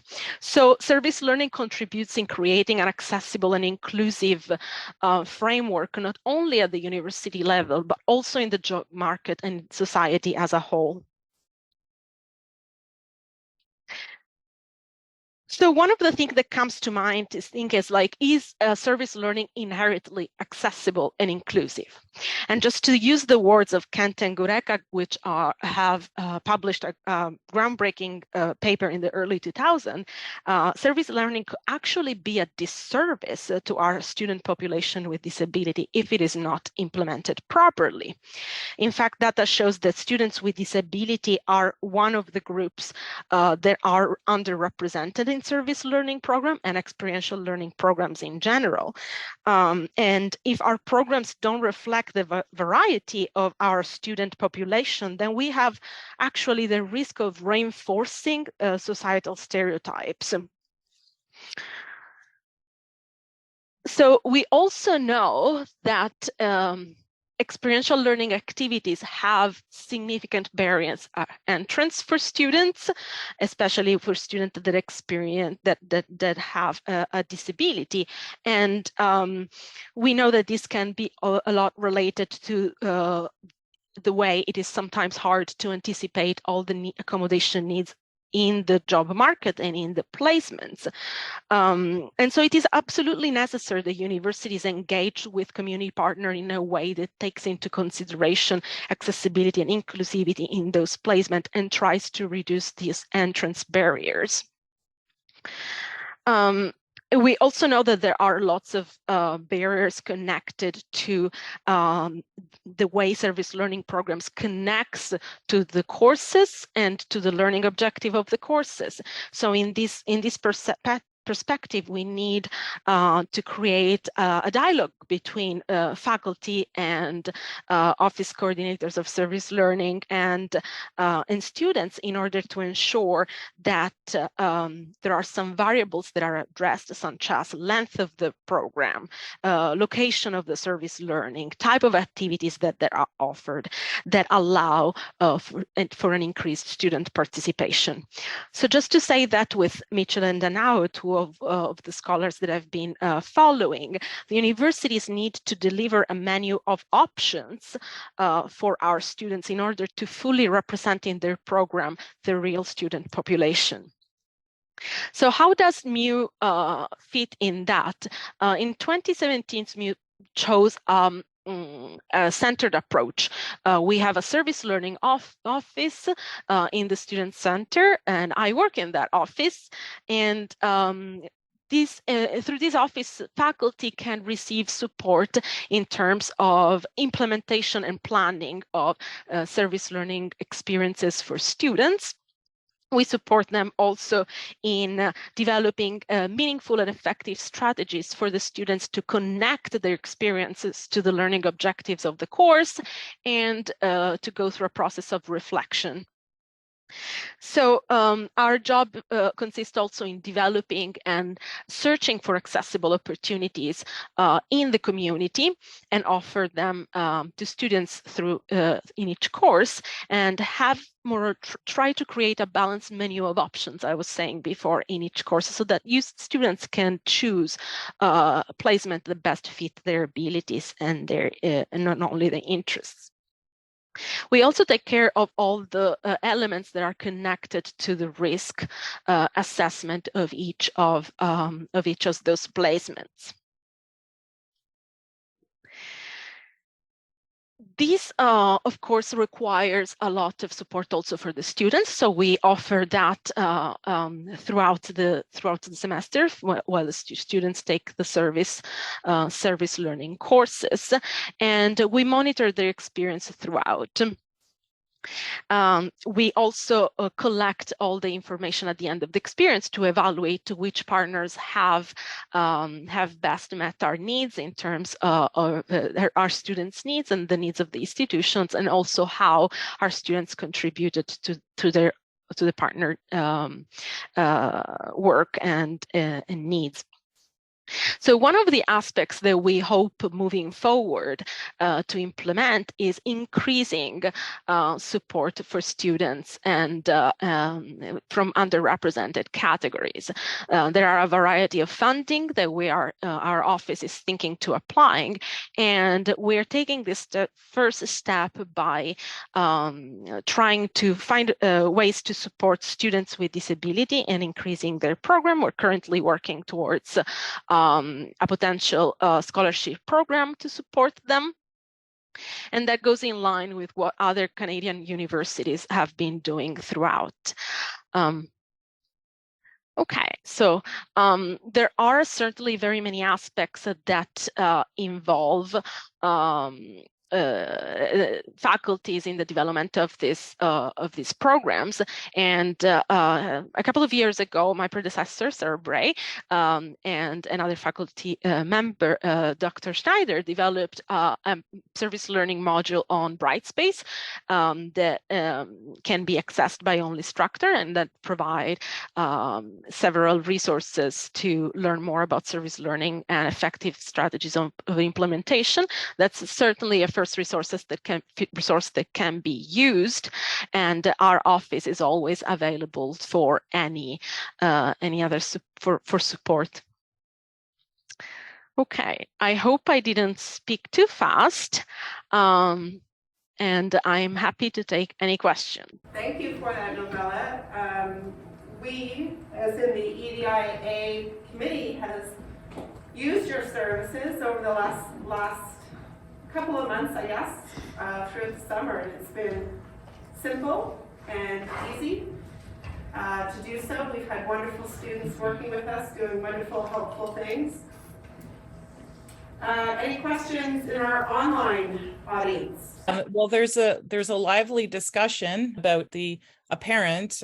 We don't necessarily know the gender distribution exactly, but the apparent maybe lack of gender diversity just among the folks willing to. I editorialized that. Folks here volunteering their time, engaged in this meaningful work. So just wanted to give voice to that comment. And another researcher mentioned some research about service work and that it's more a female gendered work. So not to your topic, but just lively discussion. And one of the categories, for example, that we see that is underrepresented also in service learning, just to connect it with gender, is women in STEM tend to have less experiential learning opportunities or access experiential learning opportunities, as well as people that have dependent children, which often happen to be women. So there are definitely so many aspects that we can work towards, and there are federal funding that we will be trying to apply as soon as we have a growth path defined as an office to increase accessibility and inclusivity in our programs. Thank you very much. I don't know if we've talked yet, but we'll talk later. Thank you so much. Okay, Lucie, the floor is yours. The next speaker is Zainab Almukhtar, speaking about a comprehensive model for EDI in the university. So hello everyone, it's very great to be here. Thank you for giving me this opportunity to speak in this conference and for the opportunity to be in the Becca. I'll introduce myself. My name is Zainab Almukhtar. I'm a current PhD candidate in management science, St. Mary's University. I have a master's degree from Surrey School of Business. So apart from my educational or academia hat, I'm interested in working in EDI and peace management. I do that through community work. I'm a member in Equity Watch. I volunteered in the Accessibility Municipality, and I'm also a member of the Nova Scotia Voice for Women and another organization. So this is another interest from me. So my research is a comprehensive model for EDEI in the university, and I direct this from a lens of a student, an activist, a community worker, so maybe a less formal structure. Now, we will start this with a riddle. So Dr. Deborah Bell is one of the famous professor in EDEI, and she was very generous to email me her own work. I met her through a course, EDEI course. So this is the riddle. If you can read it, let's take a few minutes to read it. And then the question is, the surgeon said, I can't operate, the boy is my son. So how can this be done? And then she got an answer, so keep the answer with yourself. Maybe some have the answer, some are wondering about the answer. So the answer is, the surgeon is a woman. Surprisingly, many people who even work in diversity and are activists do not reach this answer, and I'm one of them. I was surprised with myself that I did not reach this answer. I kept wondering. So this shows that everyone has biases, has unconscious biases, has prejudices. Many times we are not aware of this. And so this shows the importance of managing diversity. And when I say diversity, I mean EDEI in different ways. Now, and here are the definitions. I know there are a lot of definitions and a lot of theories. I took some definitions from literature. So diversity can be looked, and this is from Ruiz here. The references will be provided at the end. So diversity is a set of ideas, arguments about the world, about the people. This is a kind of broader definition. There are more specific definition, and then how things are be. So inclusion is looked by this researcher as a tool that promotes or makes diversity possible, and then inclusion and makes also permits or incorporates equity and accessibility. So again, diversity is looked as an existing state, and then the tools will be inclusion. In any situation, one, EDEI are connected in many different ways, and one cannot be achieved with the other. So there are many interactions. Some of them, again, when we speak about the characteristics of diversity, there is a lot of research on this. Some of the main characteristics of diversity, looking above the business or the economic lens, it's an ethical and human value. We have to understand in any diversity management approaches, diversity is complicated and it's not easy to manage. It's not the management or the awareness of diversity is not a one-time action. It's rather a journey or process which requires careful navigation. Whether we want it or not, diversity is present. People are diverse. But it is a two-edged sword. So it's either well managed, and these are the outcomes in education and workplace. So innovation, flexibility, motivation, again, productivity. And if it's not managed, it will cause stagnation, negative conflict, lack of motivation. And this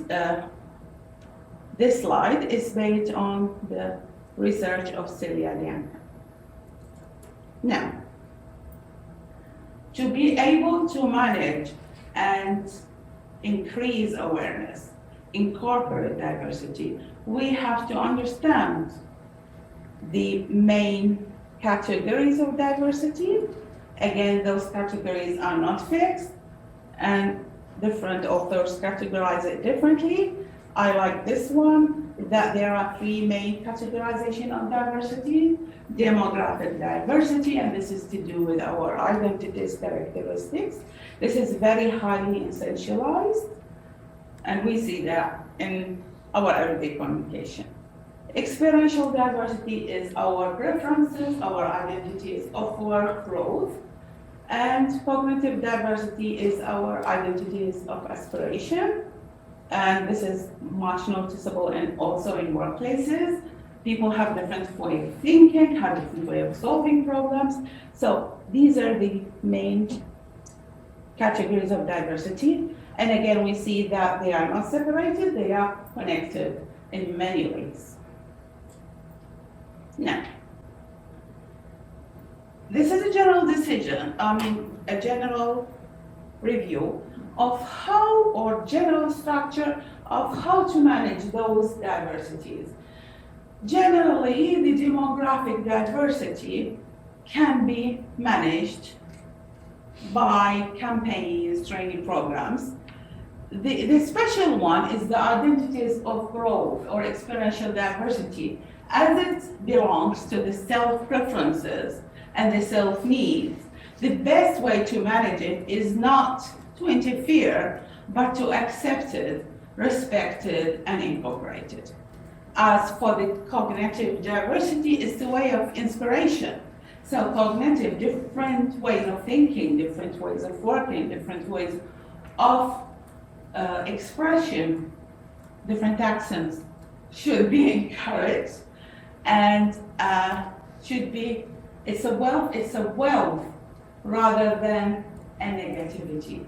So I think it is very important for everyone, especially in higher education, to understand this, especially dealing with different students of different diversities in teaching and marking the exams and communication. It is very important to address this. And from my experience, it is not, as a student and as a teacher, it is not always addressed. Okay, thank you. Now, then we will, in this slide, we'll transfer to what different people think about diversity.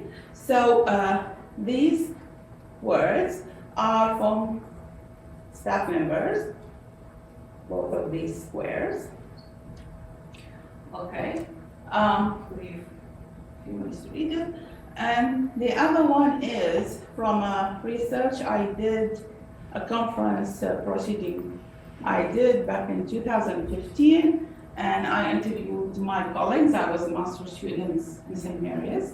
So this is an opinion of one of the students, and we worked in a very diverse environment.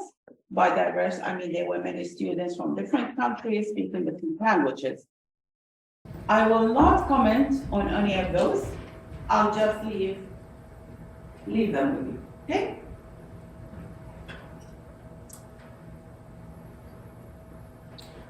It shows, I think this one shows diversity relates to perspective in many cases. And I'm especially, I have mixed ideas about this one, so I will leave that with you too.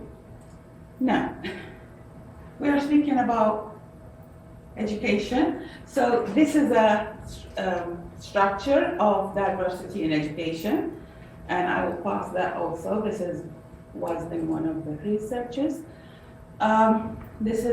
Here I am reviewing different diversity training practices.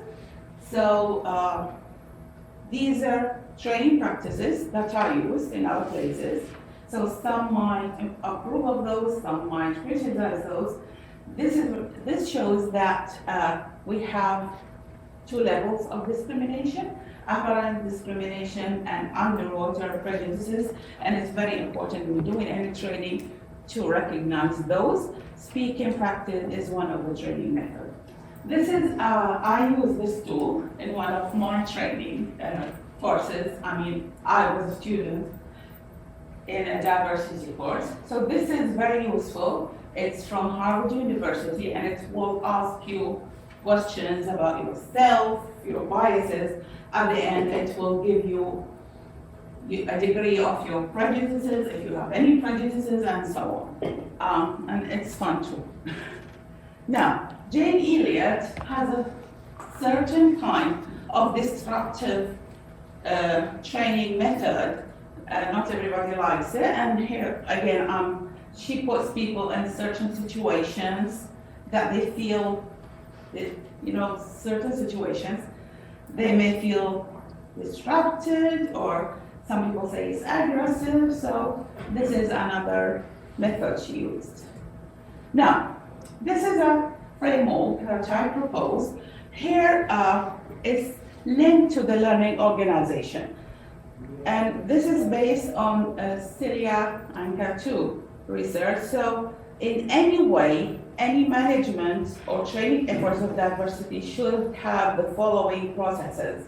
So first, assess the contents. We should not mimic any other contents or any other training methodology. It should be specified to the certain needs and the certain context. It should involve all the sides of the organization. Everybody should be involved with it. Not only leaders, not only everybody, students, even the people that are from diverse backgrounds. But it should be, again, customized to the needs of certain groups. Outcomes should be assessed. There is no point in training without using the knowledge. So the knowledge should be used, feedback should be taken, and again, this goes to the updating or redevelopment. I'm looking positive. Okay? Understanding that no one is perfect, not even the trainer is perfect, and that the training can be disruptive in many times, which may arise conflict. So we said the training is disruptive, conflicts may arise, so this leads us to the EDI conflict and peaceful resolution model. And this is from my research in 2015. So we see here 3 sides. So there's conflict. We have to deal peacefully to resolve this conflict.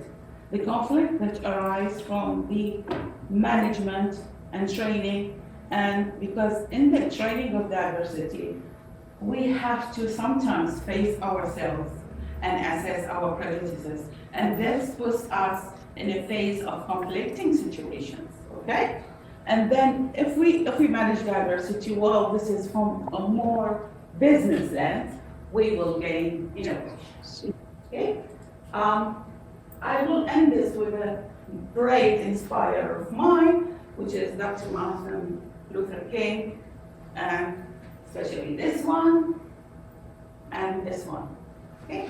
So although I call for activism, I call for activism in a peaceful way, okay? And thank you. Thank you very much for being here. Thank you very much.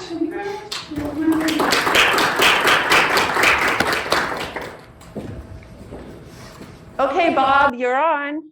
Thanks. My name is Bob Konopaski. Our next speaker is Lucie Kocum. 3 things.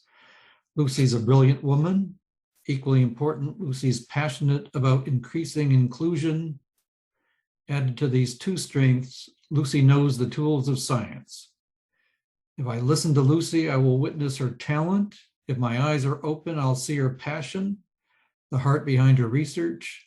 If I take notes, I'll remember how to do research that makes a difference, and it'll change the way I think and act. Lucie. I'm here. I'm good. Thanks, Bob.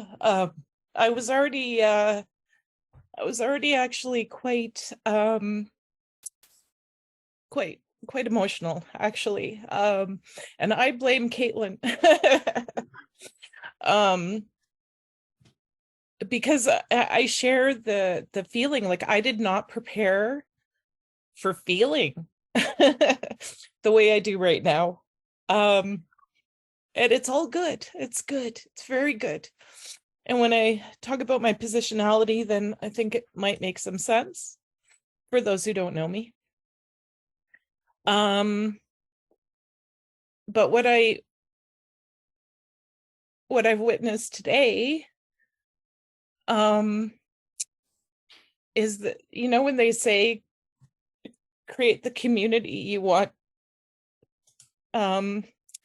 This is really, really good. This is really life-giving. So I'm grateful to all the presenters. I'm grateful to all the wonderful questions that have been asked. I'm grateful to all the volunteers who put their time, their energy, their talent into all the work of this conference, of the survey that I'm going to describe for you. It's been absolutely incredible. So I've collected myself. I'm showing you my power flower. And for those who don't know what a power flower is, basically, this is a tool, and it was actually developed in 1991. And it shows you look at it, and you can add, your own stuff in there too. But what these different elements are, so gender, race, ethnicity, language, politics, religion. I'm reading them out because the otter wouldn't, this can't be captured. Religion, family, makeup, socioeconomic status, age, education, body size, disability, immigration status, geographic origin and your geographic position now, sexuality and gender. And I think I started with race. So you put a dot where if it's on the outside, then you're closer to what positionality has more power. So for example, I'm a middle-aged, and I say middle with a little bit of generosity. I'm a middle-aged woman, right? I identify though as non-binary. But to look at me, I'm a middle-aged white woman, right? I was born in Ottawa, and we're on Turtle Island, also known as Canada is the country within Turtle Island, and it's a privileged country. It's viewed as an incredibly privileged place. But then, so I've got lots of privilege, and then I've got lots of things that are not as privileging, or in fact sources of oppression. So the one thing that I want to focus on more, well, I'm going to say body size. Body size. I'm definitely north of where, I'm a plus size woman. But disability status, I'm going to focus on that for just a sec, because this is pivotal to why I'm crying. So, and I'm going to say I'm a faculty member, so I have that privilege, absolutely. So the social status of faculty members, it's assumed also that you have a certain wealth, which actually I don't. But it's assumed, and I do carry that privilege of my title. But disability. So I slammed right up against depression. When I needed something. So it's great when you don't need anything. You just, you sail along, you do your thing, but then all of a sudden, boom, I really needed something. And what I needed was an accommodations policy that would help guide all of those around me and myself so that I could steer, participate in steering this process. So that the system, I needed the system support. Well, we don't have one at SMU. We don't have an accessibility policy at SMU. There's a lot we don't have, and it creates these tiers. It creates trauma. It creates moments where the hundredth time you've screwed up the courage and the face to ask your question again, to ask for support when you need it, and to be faced with folks who just don't know. They don't have the tools to help. So my work on the Accessibility Advisory Committee, my work here with the EDIA group in psychology, all of this for me, this is my healing. This is how I get better.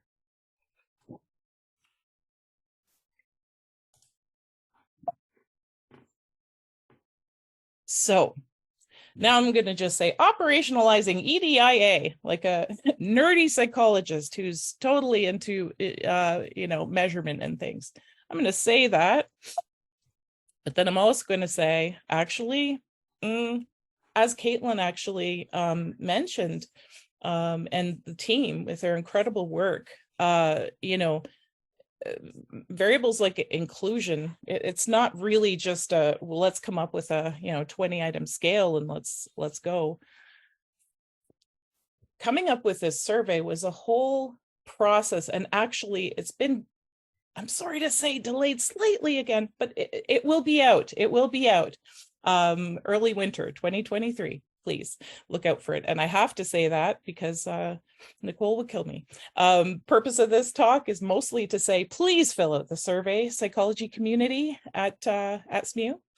But I wanted to say that the EDIA group, the advisory committee, the active ingredients of this, the coming together, what was needed in that recipe, if we want to call it that, leadership, right? Not directive from leadership.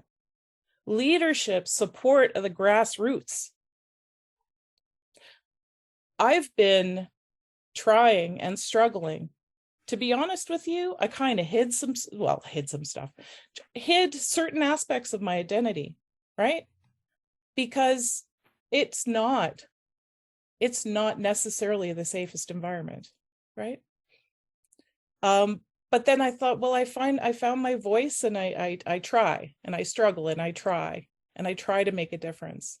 But without the leadership, you're ceaselessly striving.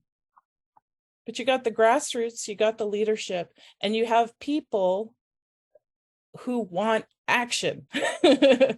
And that's how you get progress. Now, we don't want to talk. We don't want empty words. And so this conference is progress. I have so many notes. I have so many connections. And the survey as well. The purpose of it. Yeah, there's some research there. There's some honors theses there. There's some questions that grad students want to pose. But it's a tool for progress. And I want to just emphasize knowledge here for a sec. So leadership, knowledge, action, the knowledge, so research, lived experience, and community, right? This is where we get our knowledge, not just research. And that's one thing in psychology that is growing. There's growing interest and focus on centering the lived experiences of people who have identities that are equity seeking, centering those folks and listening to the lived experience. And also key is not having that lived experience mediated through something, but I'll get to that in a sec if I don't know my clock anymore as I'm, okay, well, so what I wanted to do, so what I'm providing you when I talk about these different EDIA, because who operationalizes it, meaning who gets to define this stuff? Every company has some kind of, they'll say EDI because a lot of times accessibility is not, it's an afterthought. But these definitions come from research expertise, the EDIA committee discussions over the past 2 years. They come from reaching out to different folks to give input. And these are our definitions. Equity, providing equal opportunity and access to resources for everyone. Actively preventing bias, prejudice, discrimination, and harassment. You're going to notice as I'm reading these, they're actions. They're not they're not a kind of a theory, or especially the performative, right? EDI statements. We will hope to begin to possibly look at perhaps, we strive to, just what does this mean to us? Diversity, recruiting, retaining people of diverse indigeneity, race, ethnicity, gender identity, sexual orientation, family status, socioeconomic status, language, culture, national origin, religion, age, disability status, and political perspective. Recruiting and retaining, keeping folks. And Benita Bunjin gave a beautiful, powerful talk when she accepted her teaching award the other night at the alumni dinner. And she said, you know what keeps me, my retention? My students. We need to do a better job of retaining the diverse people we recruit. And I will tell you, a huge part of my retention is this conference right here. The people who, even though I'm online, I feel surrounded by people who think, brilliant people who think about this stuff and innovate in this space. When so many times other narratives can take over, right? When we hit the wall. Inclusion, enacted and experienced. It's the stuff that we do and the stuff that we feel. So it's enacted through deliberate actions, strategies, specific interventions we decide in which we're valuing diversity. And it's achieved. Who gets to decide if we're inclusive? It's the members of equity-seeking groups. It's centering those folks. They're the ones who decide whether the place is inclusive. Do they feel valued, respected, safe, supported, like they belong? This is Katelyn's quote, like they belong in the space. Do they feel like they have input, meaningful input into decisions made? Do you see yourself there? And I'm going to ask, I just don't know what time it is, and I'm worried about going over. It's 2 o'clock, Lucie. Okay, thank you. Accessibility, building physical, social, psychological environments that allow people to work at their best, able to complete unhindered tasks requisite to their current roles, and roles to which they aspire.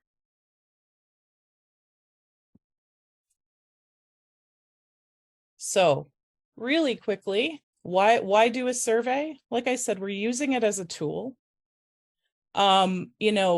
What I very much want to avoid and is a situation, again, where there's another 50 years of now EDIA research and nothing happens, right?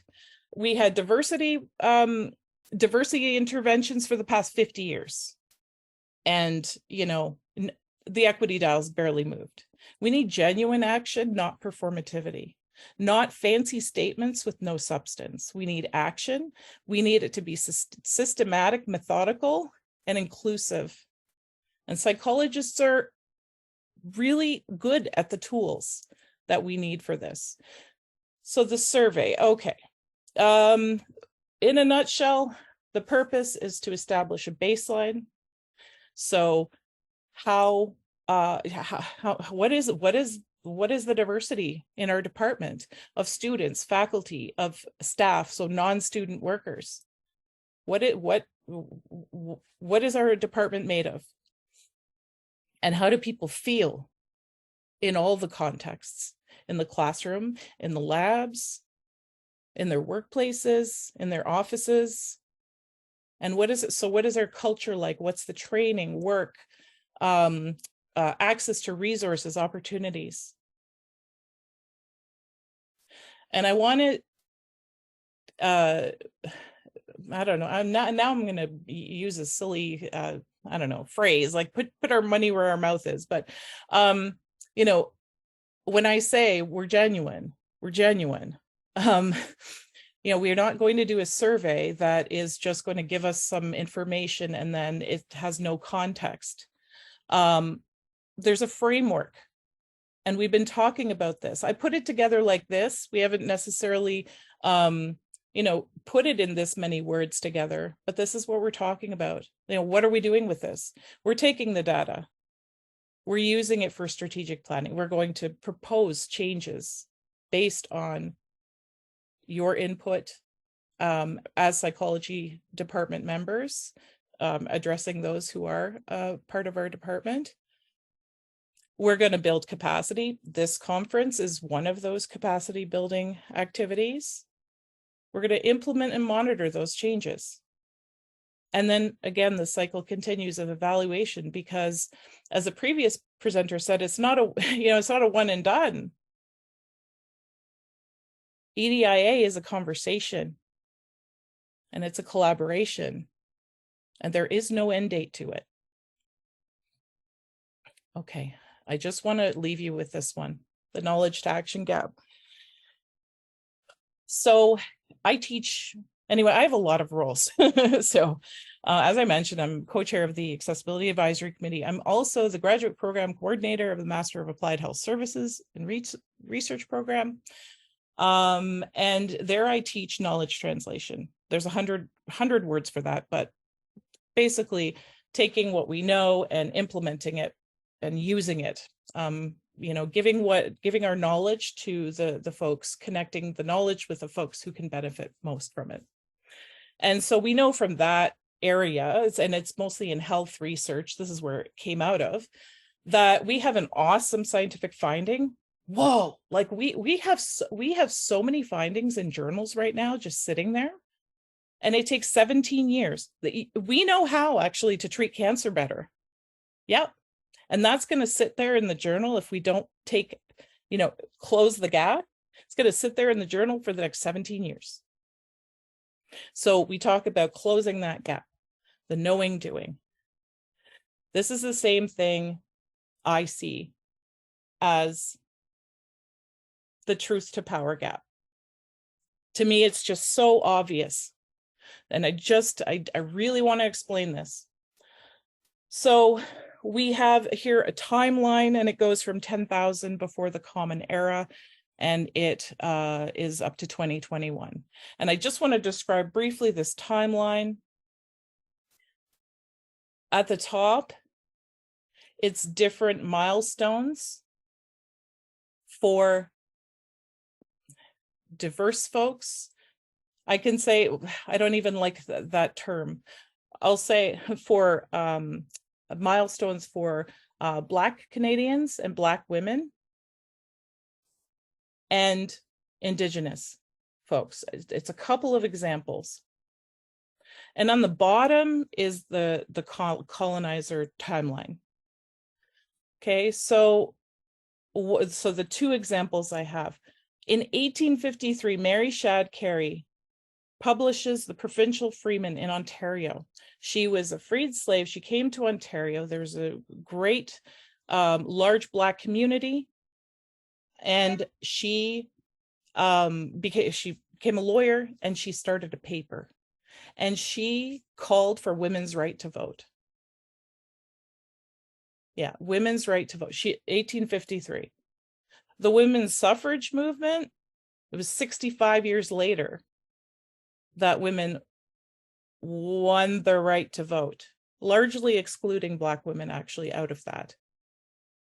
What happened in between? Well, she was fighting it, and then Confederation happens and says, you know what, we're just going to actually specify that only males can vote. They didn't have to do that, but they did that. Only males. It reads only males can vote at the time. So 65 years from her truth, Carey's truth, to actually some women getting the right to vote, but not all, right? The other one are the children. And I actually had to look up, what is the word for genocide of children? Infantogenocide, right? Who, well, by what policy would it ever be acceptable for thousands and thousands of children to be killed in school. And what is the knowledge truth to power gap? So imagine the first parent whose kid did not return home. That's truth. There's not a lot of, we say we can't prove things in science. We can't say what's totally true. What's true is that first parent said, "Where's my kid?" The government said nothing. 190 years later, in the 1970s, when I was born, graves were found. I didn't know. This wasn't part of my education. But it was truth. It's been truth for 190 years. So we need to close that gap.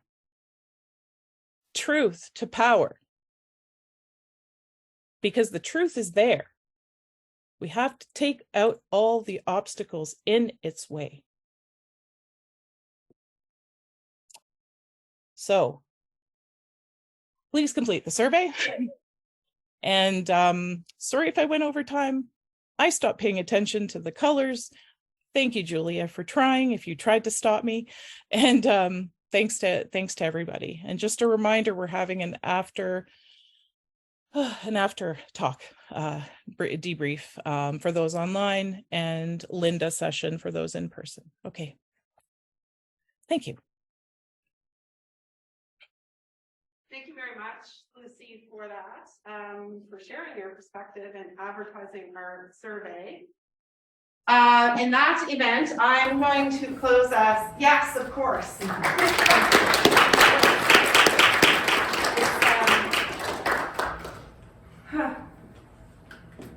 Very ironic that I didn't clap there, and I'll explain that to other people later. But anyway, I think that I want Lucie to know that on Wednesday I met with 2 of our honors students to help them practice what they were going to present here today. And that was my moment. I got very teary-eyed during that. And I think that, we're having conversations that we're not used to having, and it results in a lot of emotion. And for me, after a day like today, in multiple roles, there's a lot going on in my head right now, and I need time to process a lot of what I've heard. Reach out to people about things that I've heard as well. So I don't have a lot to say here to end the day. I want to thank all of our presenters who I think did an amazing job. And I'm very thankful for the time that you put into this. Thank you to our audience for coming. It makes it, it's kind of like when you're thinking of throwing a party and you're scared that no one will come. And we put this event together very fast, far quicker than is ideal, really. But sometimes you just gotta do it. So we did it. Worried no one would show up. At our height today, we had over 60 people here, and that's really, really amazing. So thank you all for that. I do want to just reiterate what Lucie said there. We do have 2 final sessions that are happening. One for those folks who are on Zoom. Lucie's going to moderate a debriefing discussion of the day, and so if you're on Zoom, you're welcome to stay. If you're in the room, you're welcome to go somewhere else and get onto Zoom, but you can't stay here because the room is booked, and that's why I'm pushing this a bit. We literally have to get out at 20 after. And for those of you who are here on campus and are interested, Linda Campbell and Ashley Campbell have offered a tour of a new meeting space, a hybrid multifunctional meeting space in the Faculty of Science. And so they're going to give us a bit of a presentation about what this space can be used for. It's meant to be an inclusive, accessible space, and then they're going to actually take us to the science building to see this space. So if you're interested in that, we're meeting in SOBI 160 at 2:30 to begin that. And other than that, hooray to all of you today. And oh my gosh, the helpers, all of you, amazing. Thank you so much. take a cookie when you leave and a notebook. And thank you very much.